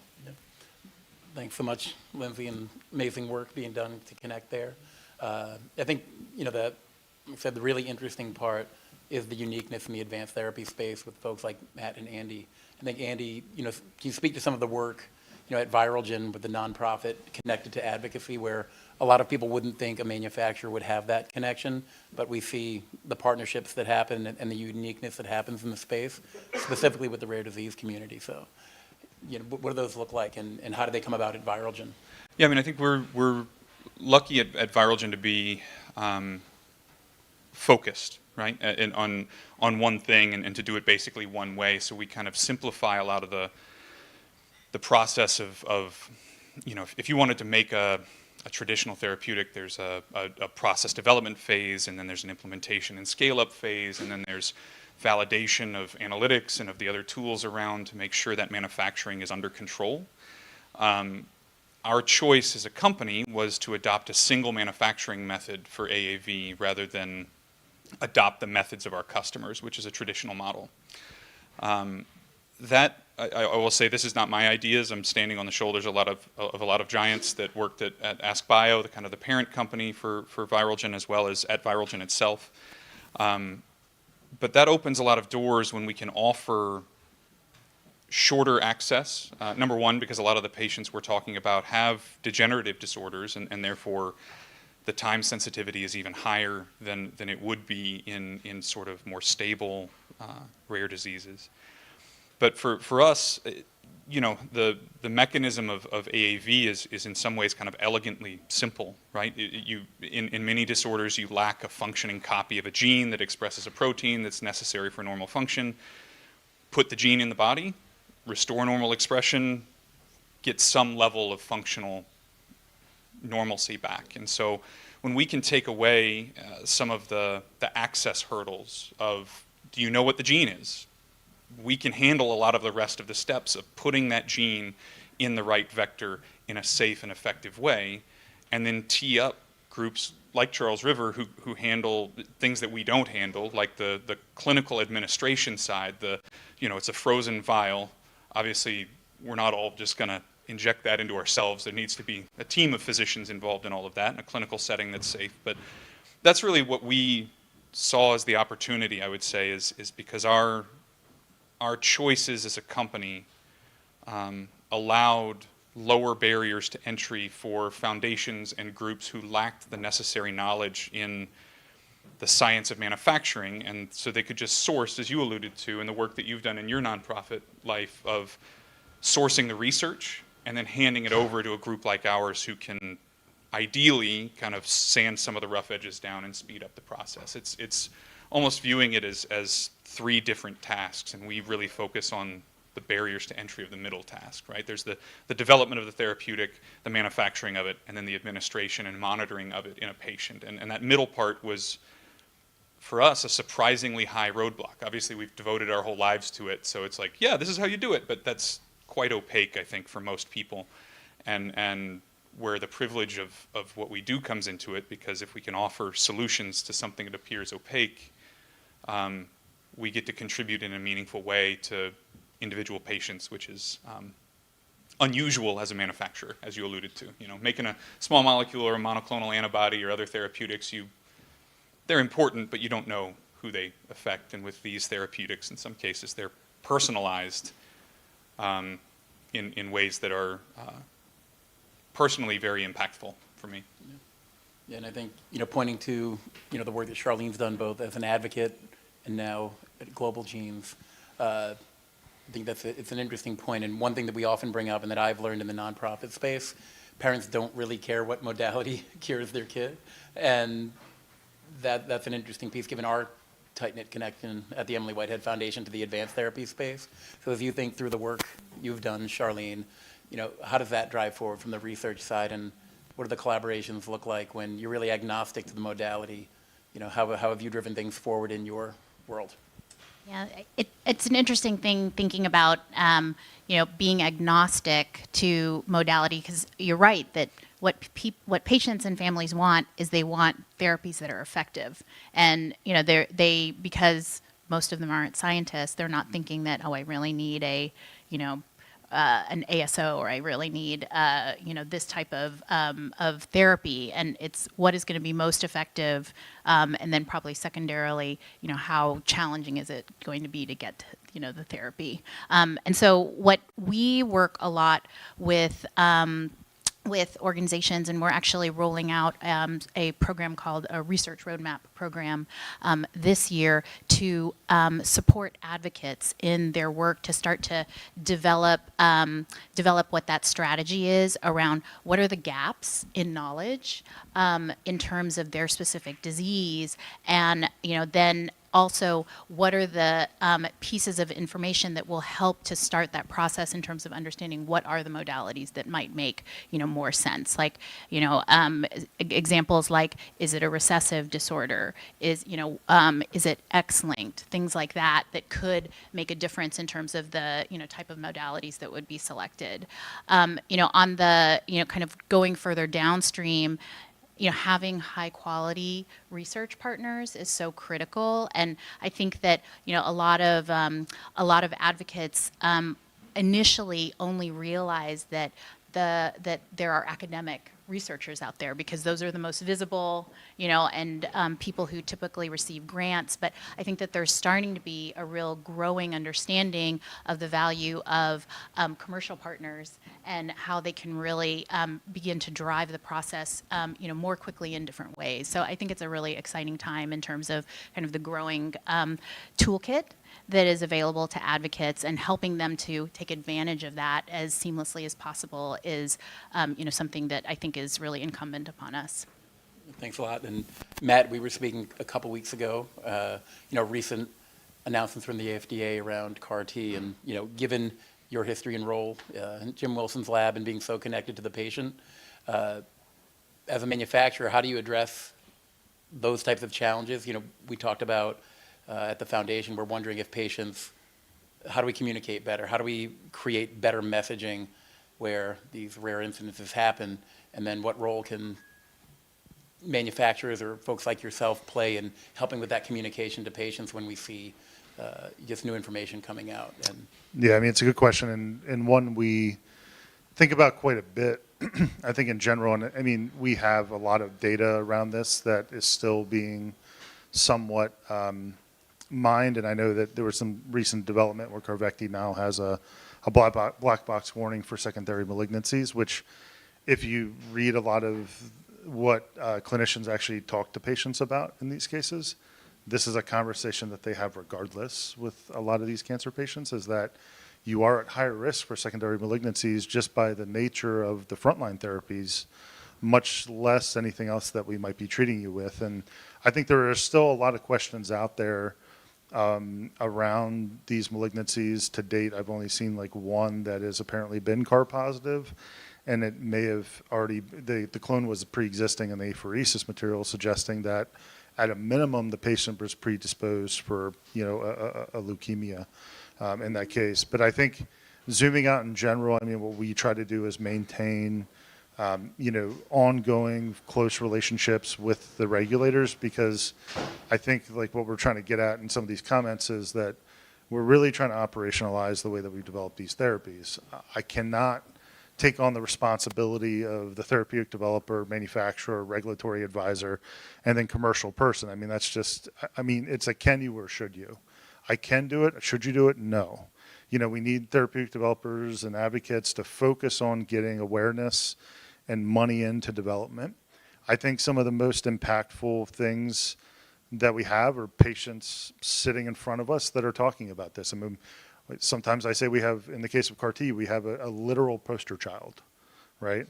And in the case of, in rare and ultra rare, we have a lot of patients that are doing much better. If you look at some of the classic, 7-8 years ago, presentations at ASGCT from Avexis, developer of Zolgensma, their entire presentation was showing children running around and playing that should have died 2 or 3 years ago. I mean, that was their entire presentation at ASGCT, and there's not a dry eye in the audience because you see it. There is no, it's not like, oh, my cholesterol is lower. I mean, there's somebody walking around because of this therapy. And so I think that this is the promise of this field, is that we get to see the actual results of our work quickly, and the advocacy is extremely important. And not only, we were having this conversation upstairs before this, but that is something that is, I think, very impactful, and I think, FDA is now coming on to. But EMA has had patient advocacy as part of as a large part of their approval process for about 15 years, because they listen to the patients, they listen to the families, they listen to what is impactful in their life. And I mean, that ultimately comes back into places like Charles River. We do a lot of the preclinical work, we do the CDMO work, and from plasmid all the way through cell therapies. And I mean, this has got to be a collaborative type approach. And I think the regulators know that, and I keep coming back to that, because without them buying in, it's going to be very difficult and more costly for us to bring things to market. And I think it makes a ton of sense, and it's not unique, right, to modality. So we think about, Lindsay, in your work, can you speak, outside of advanced therapies, but in the rare space, what that journey was like for you, and kind of how you communicated to and what drove you to drive the impact, specifically around the data side, right? Matt mentioned CDMOs, CROs have a lot of data on their end. We don't tie a lot of that to the outcomes, and being that it's you and your experience, you sound like you still lack the ability to access that data for the rest. So I'd love to hear your opinion on that. No, I mean, so many thoughts and great points raised. I mean, I think so, a couple of things come to mind. I get asked a lot, especially working in the pharmaceutical space, what was the name of the drug that they used when you were 15? I couldn't tell you. I actually don't remember, because I was a teenager who didn't really care. I cared, was this therapy going to work or not? Because I had so many that didn't work. And so, funnily enough, I could tell you that, back in the day, I knew the name of the drug. The first one I ever had that did absolutely nothing, right? That was the one that I really didn't like. But the one that worked, I don't know. And actually, it's rarely used for my disease. It's actually used for many other diseases. And, it's off-label in the case that I got access to it. It was an idea that worked. And so, from a data perspective, it's really interesting. We've tried, I was previously on the World Economic Forum's precision medicine team and led a pilot project trying to get patients in the US, the UK, Australia, and Canada to at least share their genomic data diagnoses. One, to improve misdiagnoses, as is happening frequently and is just part of the process. But two, to actually be able to make sure that we can remotely access sensitive health data to ultimately develop therapies. And I can tell you that from a policy perspective, it's not difficult. We wrote a policy. We did a lot of multi-stakeholder engagement. It's created. We built the tech to remotely access sensitive health data in a way that's not going to ultimately compromise patient privacy or their health data privacy. But it was actually just, partnership and collaboration that broke everything down. It's unfortunate that in my case, most of the people with my disease are in the UK. And they are able to get access to really interesting therapies there and other treatment plans through the NHS, their nationalized healthcare system. But, they're never going to see my patient record or one of another patient here in the US. And so I think the great thing about rare diseases is that globally, we're not rare, right? There's thousands of people with my bone disease globally, and yet we're really US-centric, which we have to be. I get it, right? We've got to make progress, at least incrementally, in the US. But it just all goes to say, there's so many data silos emerging on a patient-by-patient basis that is not going to help accelerate that. Charlene's doing a lot of great work on. But it's a little, there's a lot of progress to be made to make sure that we have even greater collaboration than we have right now, because that's only going to slow things down the more we have data silos. And thanks so much for sharing. And Charlene, maybe you can speak to that, trying to break down some of those silos of the platforms you're building, and what are some of the challenges, I guess, and/or opportunities with the future at Global Genes? Data, my favorite topic. It is frustrating, as you described, that, whether it be even just at different hospitals, much less different countries, that we still have all of these kind of pools of data that can't be integrated. What we've done at Global Genes, so RareX is a research program at Global Genes, and we have created a cross-disorder data collection platform that enables robust data collection across geography. So I'm excited that we have about 38% of our participants who are ex-US. There's still so much more to do, and I think that some of the challenges that we encountered included the changing privacy landscape. So, GDPR is, what everybody kind of knows about and talks about, but, we have at least 12 states now in the US who have come up with their own privacy legislation. And so being compliant across all of those regimes, and, the UK is now not part of Europe or not part of the EU, and so that's a significant hurdle to continue to be able to be compliant so that you can collect and aggregate these important data sets. But I think that the investment is incredibly valuable. So, for some of the data sets that we've been able to collect the largest number of patients for that particular disorder. And it may number only in a couple hundred patients, but in rare disease, that can be a very, very large and rich data set for an individual disease. So I think that beyond, so what we've focused on is collecting patient-reported data, but there's also this real need to aggregate across different data types. So one example is bringing in electronic health record data or electronic medical record data, and we have a partnership with Citizen to bring in and integrate that type of data to really provide an enriched profile. But I think that these types of partnerships are going to be really critical so that we can amass these profiles and really start to be able to use informatics to get ahead of, instead of having to do these like 10-year-long natural history studies, being able to utilize real-world data. I would just add, one really important point that we're seeing across the rare disease community is that the data is not a one-time access issue, right?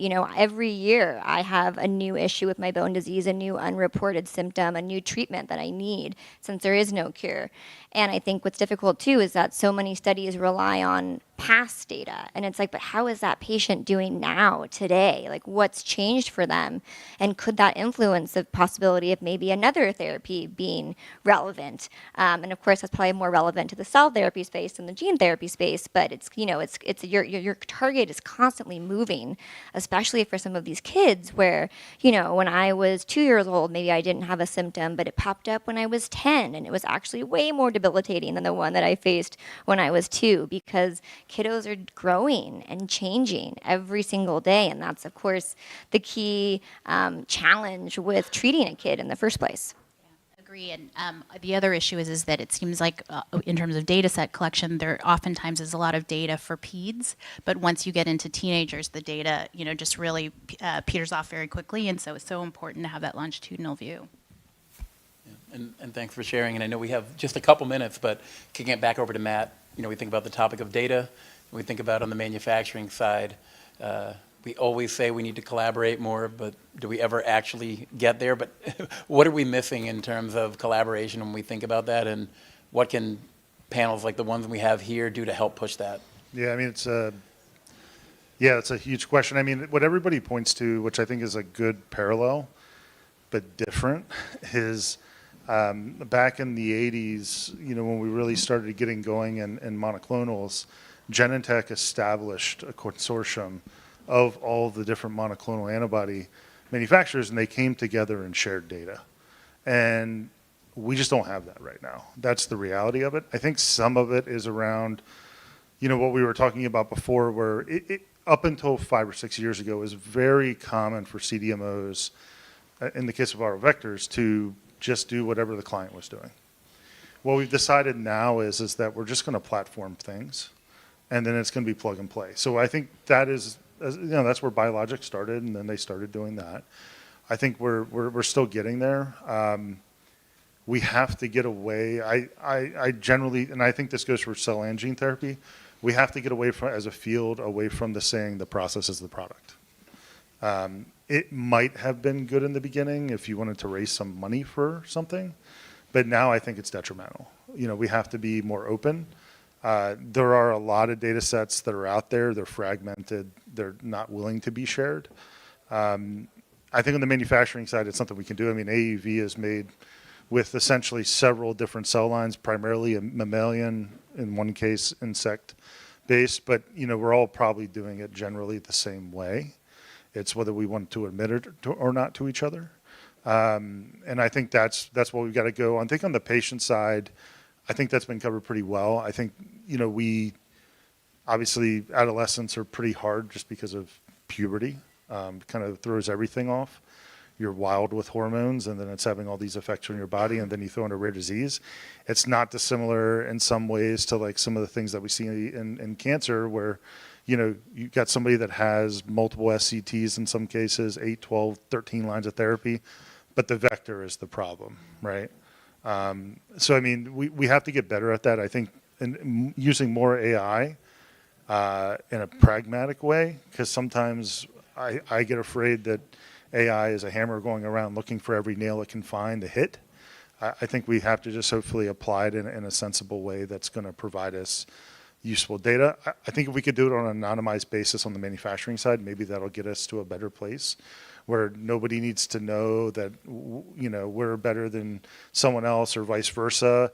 You just need to know what pops out, And so I think we have to do that together as a field on a more voluntary basis rather than like FDA or EMA or somebody coming out and saying you must do this, because I think that will be not received as well.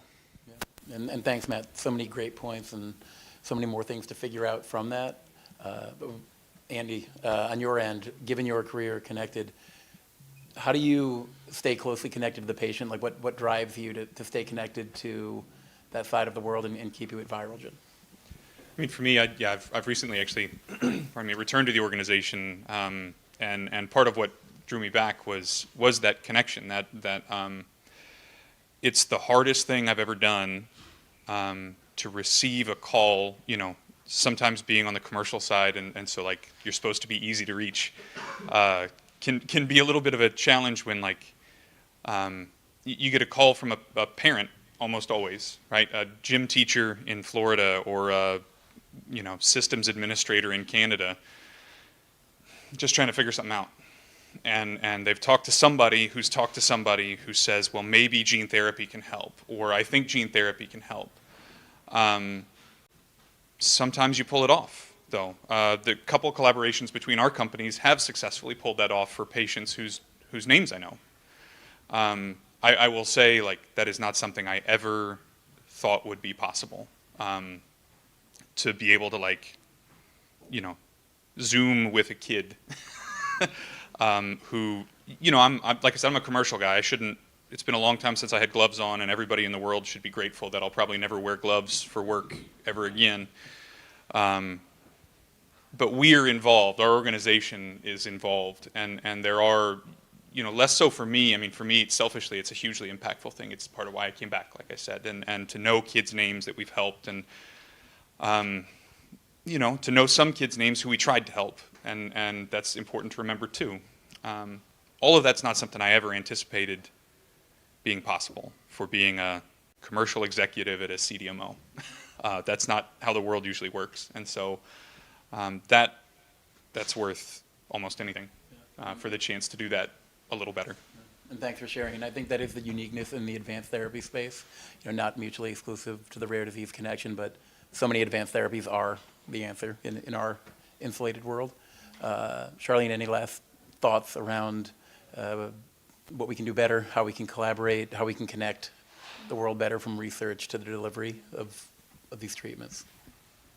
So I'm going to sort of answer your question. I think it's the magic that you brought up at the beginning of the discussion, Andy. But we have our catchphrase for the foundation, STXBP1 Foundation, which is my daughter's disorder, is science plus love equals cure. And I know people are bantying around cure now with with reckless abandon. And I think that I want to state that for patients, we're looking for impactful therapies, and I think we're very, very realistic about what impactful means. But I love this concept of science plus love equals cure, and frankly, I had always been thinking of it from a parent perspective or a patient perspective. But what I heard from what you just said is that there's love that's coming from the scientists as well. And that's, that's huge because that will really fuel so much innovation and impact. We need that. We urgently need it for rare patients. Thanks, Charlene. And Lindsay, to close things out, Charlene mentioned the word cure and others, and obviously a difficult word to use. For Emily's case, 11 years cancer-free, deemed a cure. But how does that work for you in your world and the journey you've been on? Yeah, like Charlene said, I think it's emerging as a very tricky word in the rare disease space in particular. And I think, from my perspective, I, of course, I would love to see a cure. That would be like, I would volunteer right away. I would be more than happy to go forward, as long as, with the risks. But what I always struggle with is, but what about like right now? Like I will take anything you have that could incrementally improve my quality of life, because I think, the one thing that I always see across really every rare disease is just you live with this daily reminder that the future is unknown and likely worse than your lived reality today. And that's really scary. And I think, one thing that I've noticed is just the rare disease population has this odyssey. We talk about the diagnostic odyssey, but it's a treatment odyssey. It's a cure odyssey. It's really an endless, onslaught of odysseys. But then having now worked in the pharmaceutical world, that's a whole other odyssey, right? There's so many molecules and other types of therapies that fail and don't make it. And so I think that's what connects us all, right? Is that both sides of the house, the patient and industry, are having this constant odyssey. And so I just hope that can, yet be another connecting thread to help unite everyone and spur more collaboration, because a cure is probably not likely for every single kiddo out there, but any treatment can often mean hope and the magic that really helps improve quality of life. Thanks so much, Lindsay, and thanks to everyone here. I don't know if we have any time for any questions, but really grateful to share the front of the bar with everyone here in the advance of the rest of the day. So thank you. Thank you.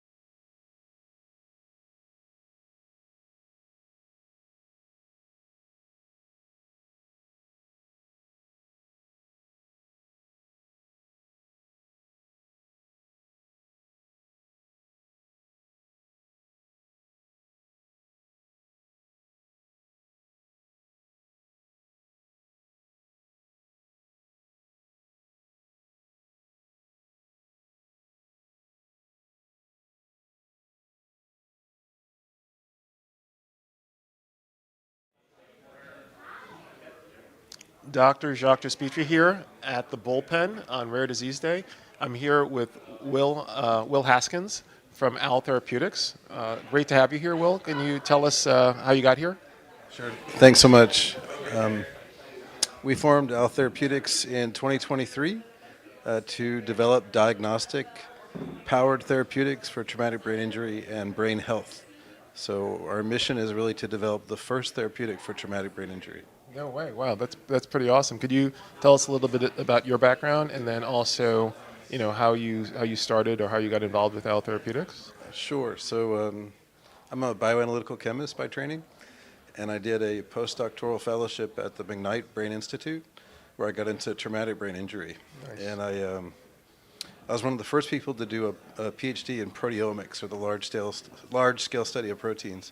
And during that time, we found some biomarkers that we could measure in blood that originated from the brain. Wow. And this led to FDA approval of the first blood test for brain injury in 2018. So I was working at Genentech at the time developing cancer drugs, and we decided to try to harness these biomarkers to develop the first drugs for TBI. Very cool. And how did you do that? So you found the biomarkers, and then in terms of the process for developing the medications? Yeah, my co-founder, Kevin Wang, and I spent about 20 years doing these proteomics studies. Wow. And what we discovered is there are waves of proteins in your blood that originate from your brain, and that pattern really wasn't known. And with the advancements in the immunoassay instruments, we can now measure those proteins in just a few drops of blood and use them as tools to accelerate drug development, select patients for clinical trials, and then also as readouts in our clinical trials for drug efficacy and safety. Wow. And so you're using this for TBI patients, and what other clinical cases? Yeah, we're really excited. We have just in-licensed a phase 2 asset, so we'll be in the clinic this year. And we're starting our Series A round to get funding to do our phase 3 studies. So we're ready for clinical investment. Initially, we're going to start with moderate severe traumatic brain injury, but many of the same therapeutic targets and biomarkers could be used for other neurodegenerative diseases like Alzheimer's and multiple sclerosis. Wow. And so people could use this as a tool for research, for clinical, for all these different aspects of studying brain disorders. That's right. I think one of the strengths of the team is really that we believe in companion diagnostics, that understanding the blood biomarkers in patients is critical, not to just develop and get the drug approved, but also as readouts once the drug's approved. Very cool. You mentioned some of the things that you're looking forward to. In terms of 2024, what excites you the most about what you and the company are going to be doing? Well, we have several preclinical therapeutic assets, but what we're most excited about is this phase 2 asset. So we're ready to go in the clinic. We're interested in finding partners to invest for those phase 3 studies and be the first drug approved for traumatic brain injury. And so we've got a great team, a lot of partners, the best consortiums in the TBI space in the US and Europe, so we're ready to go. That's amazing, because the need is huge for that. It is. It's a really underappreciated indication. There's more than 3 million new TBIs in the US each year, even more globally. And this can extend to lots of other neurodegenerative diseases. So. And then in terms of your interest in this area, did it come from the science or did it come from anything personal with TBI? It's a good question. I actually had a TBI when I was in high school. Wow. And didn't really think much about it. I did lose consciousness and then was surprised to find myself interested in a postdoctoral fellowship, years later. So I think the way I think about it in general is not my personal experience in TBI per se, just I really wanted to help patients fight that feeling of helplessness that you get when you're in the hospital and there's no FDA-approved medicines, and this was the right opportunity to help do that. So. Yeah, you're doing some amazing work. And then as far as the Bullpen and the community of the Bullpen, what's your ask? What can be done to help support your goals, your initiatives for moving forward? Yeah, I think what we're looking for is help to find the right set of investors that are interested in solving this unmet medical need, and that includes both civilian TBI as well as combat-related TBI, in war zones, and military TBI. So it's a kind of a unique space, but we think because this is part of the broader class of neurodegenerative diseases, actually there'll be a lot of investors once they tune in. So. Yeah, absolutely. It's amazing work that you're doing. Will Haskin, thank you so much you for so being much. here, Take and care. thank you for tuning into the Bullpen. Thank you very much. Yeah, I'll have to. No, that was awesome.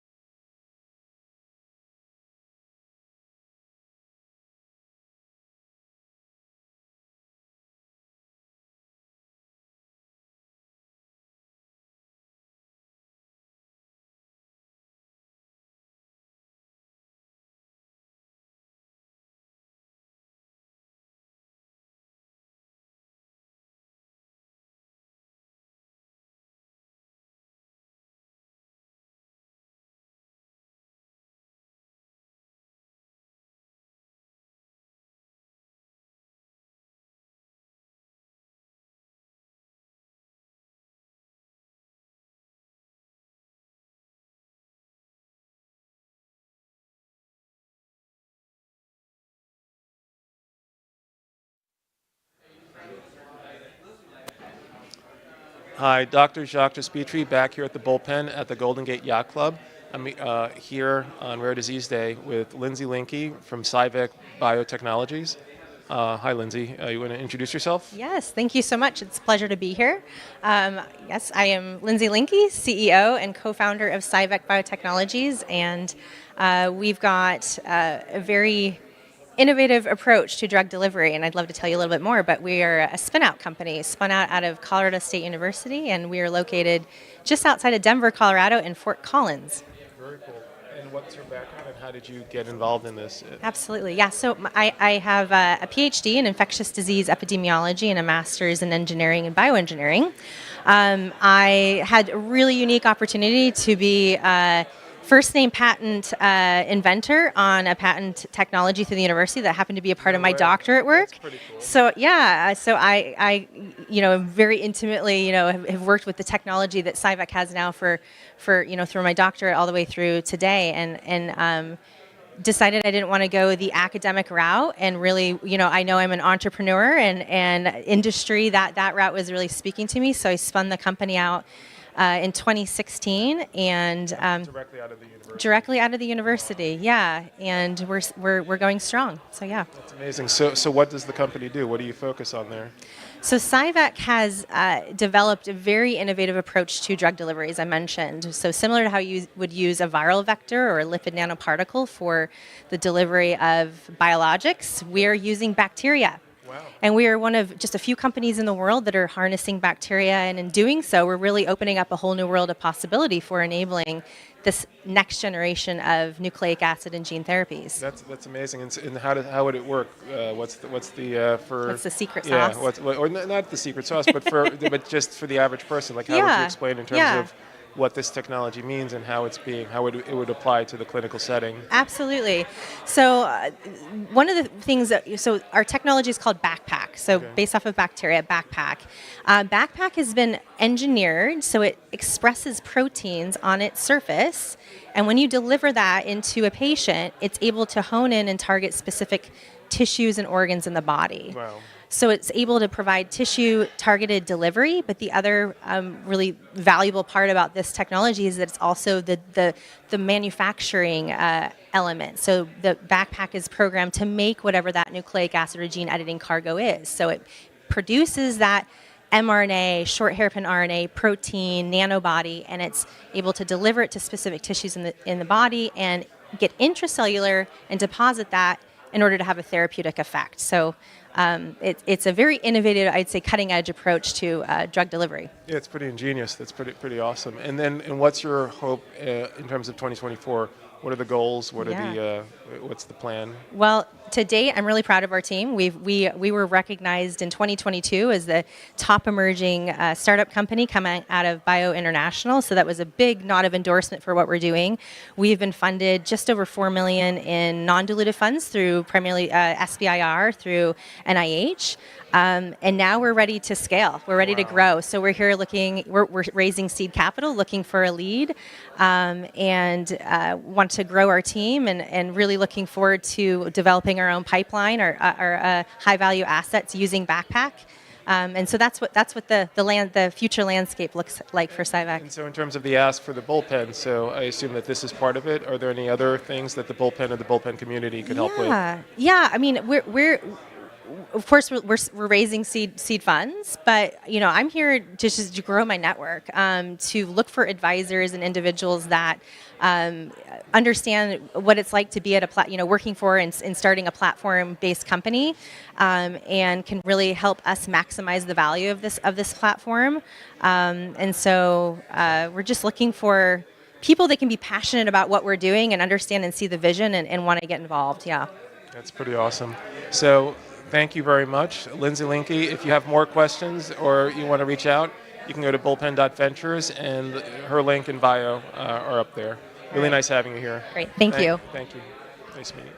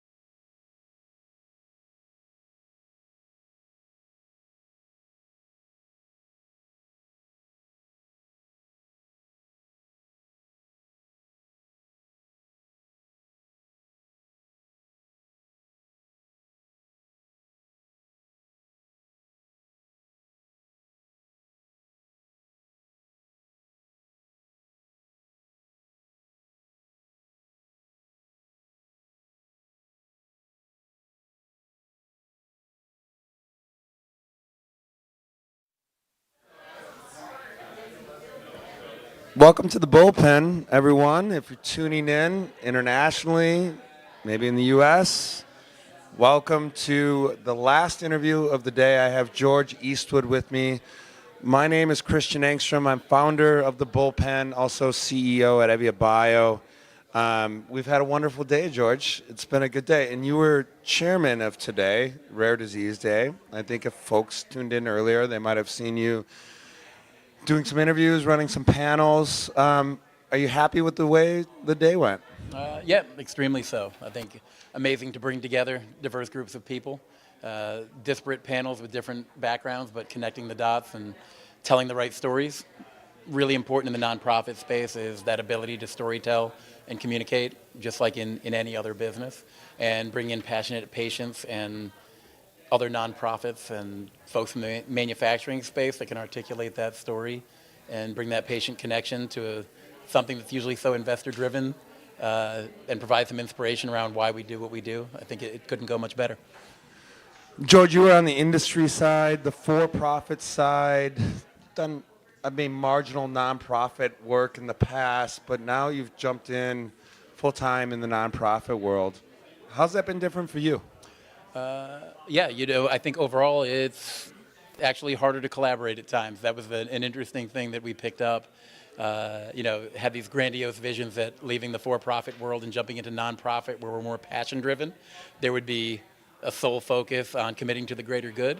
But kind of naive to think that, right? We still have our own motivations, our own passion. And that's something we're trying to preach at the Emily Whitehead Foundation. How can we band together to raise all tides? Can we connect the dots in the rare disease space, in the advanced therapy space, work a bit closer together? And if we're not equipped to be the one to do something, can we point you to someone who is? I think there is that opportunity. It's just finding the right stakeholders and managing them. But overall, I think it can be pretty similar. The best nonprofits, the best advocacy groups are run like any for-profit business, although we do have to motivate volunteers and rely on a bit more all hands on deck, as I know the Bullpen does a great job of doing in curating the content here too. But I think overall it's been about as good as can be expected, and really bring that ability to bring the stories that motivated me in my for-profit life to other for-profit companies, and on a stage like this is great. Well, George, we've had a few CEOs stop in today. Today being Rare Disease Day, we had an amazing young woman, Cece. She has a 5-year-old son with a rare disease. And she came to us with tears in her eyes.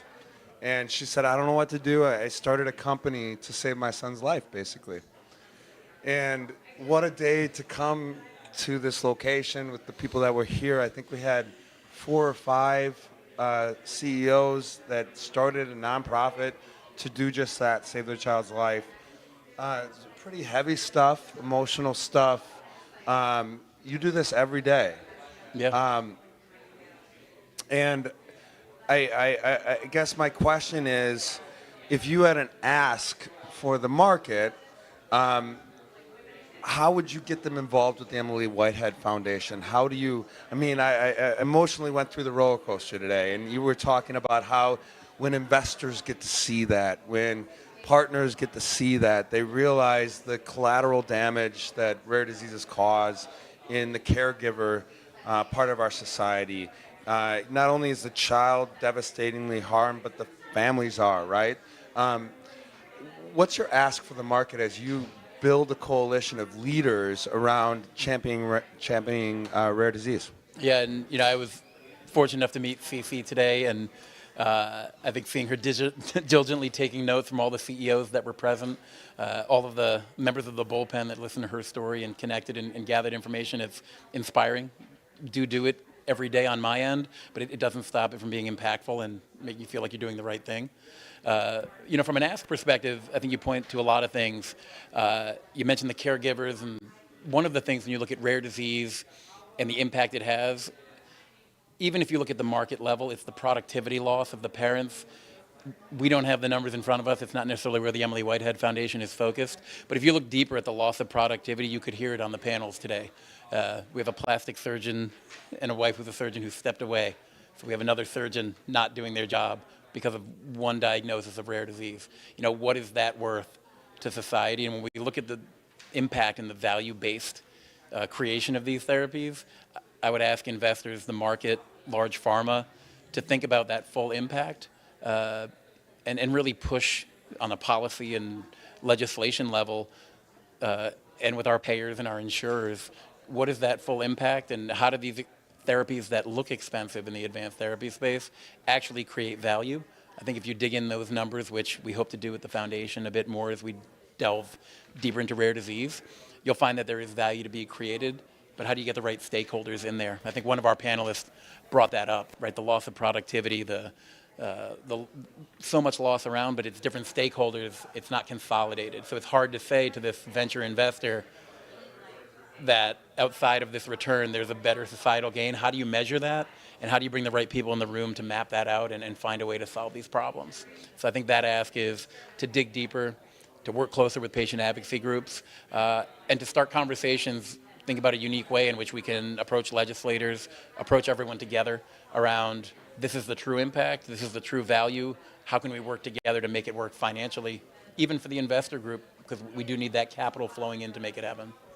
Well, George, you're individually a very important member of our group in the Bullpen. I want people to know at home that if they want to go to our website, bullpen.ventures, and search for George Eastwood, they'll have a profile that pulls up for George. They can send George an email directly through our website, bullpen.ventures. If you have ideas, if you have questions, bring them in that way. There's other ways to reach George. That's a very efficient way. Today we had 500 people in and out of the Bullpen, maybe less, something like that, because of your leadership. And the panels you brought out were wonderful. And now we have content to share with the market, George.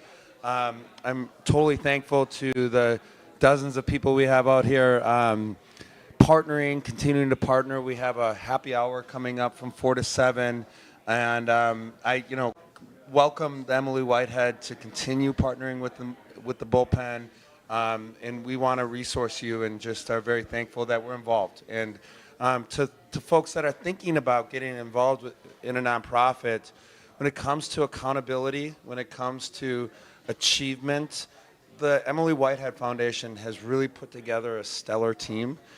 George is a commercial leader. He's had exits in the commercial space. He brings a mind of accountability to a nonprofit and then also has the heart for the nonprofits. So please contact George. Ask him, how do I help out the Emily Whitehead Foundation? Ask him, how do I help out the rare disease advocates?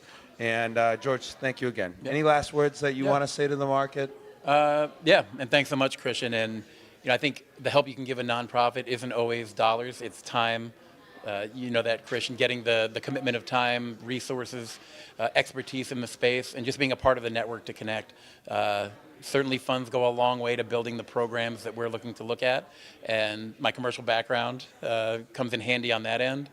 So feel free to support financially through any of the work being done at the Bullpen. Really gracious that a lot of the funds that we'll raise through boat rides and others will come to the foundation, but also finding ways to partner, because I think there's a lot of different ways in which we can do so, and open to any and all ways to do so. And I thank you for the time and the invite to connect and sponsor and help host the day today. Well, everyone, you may have missed it this year. Next year, we're going to be back at JPM. We're going to be back here at the Yacht Club. Hopefully, the Emily Whitehead Foundation joins us again, and we continue to bring resources to something that is just an incredibly painful part of society that we need to band together to work for, and that's rare disease. So thank you, everybody. Have a great evening, and take care.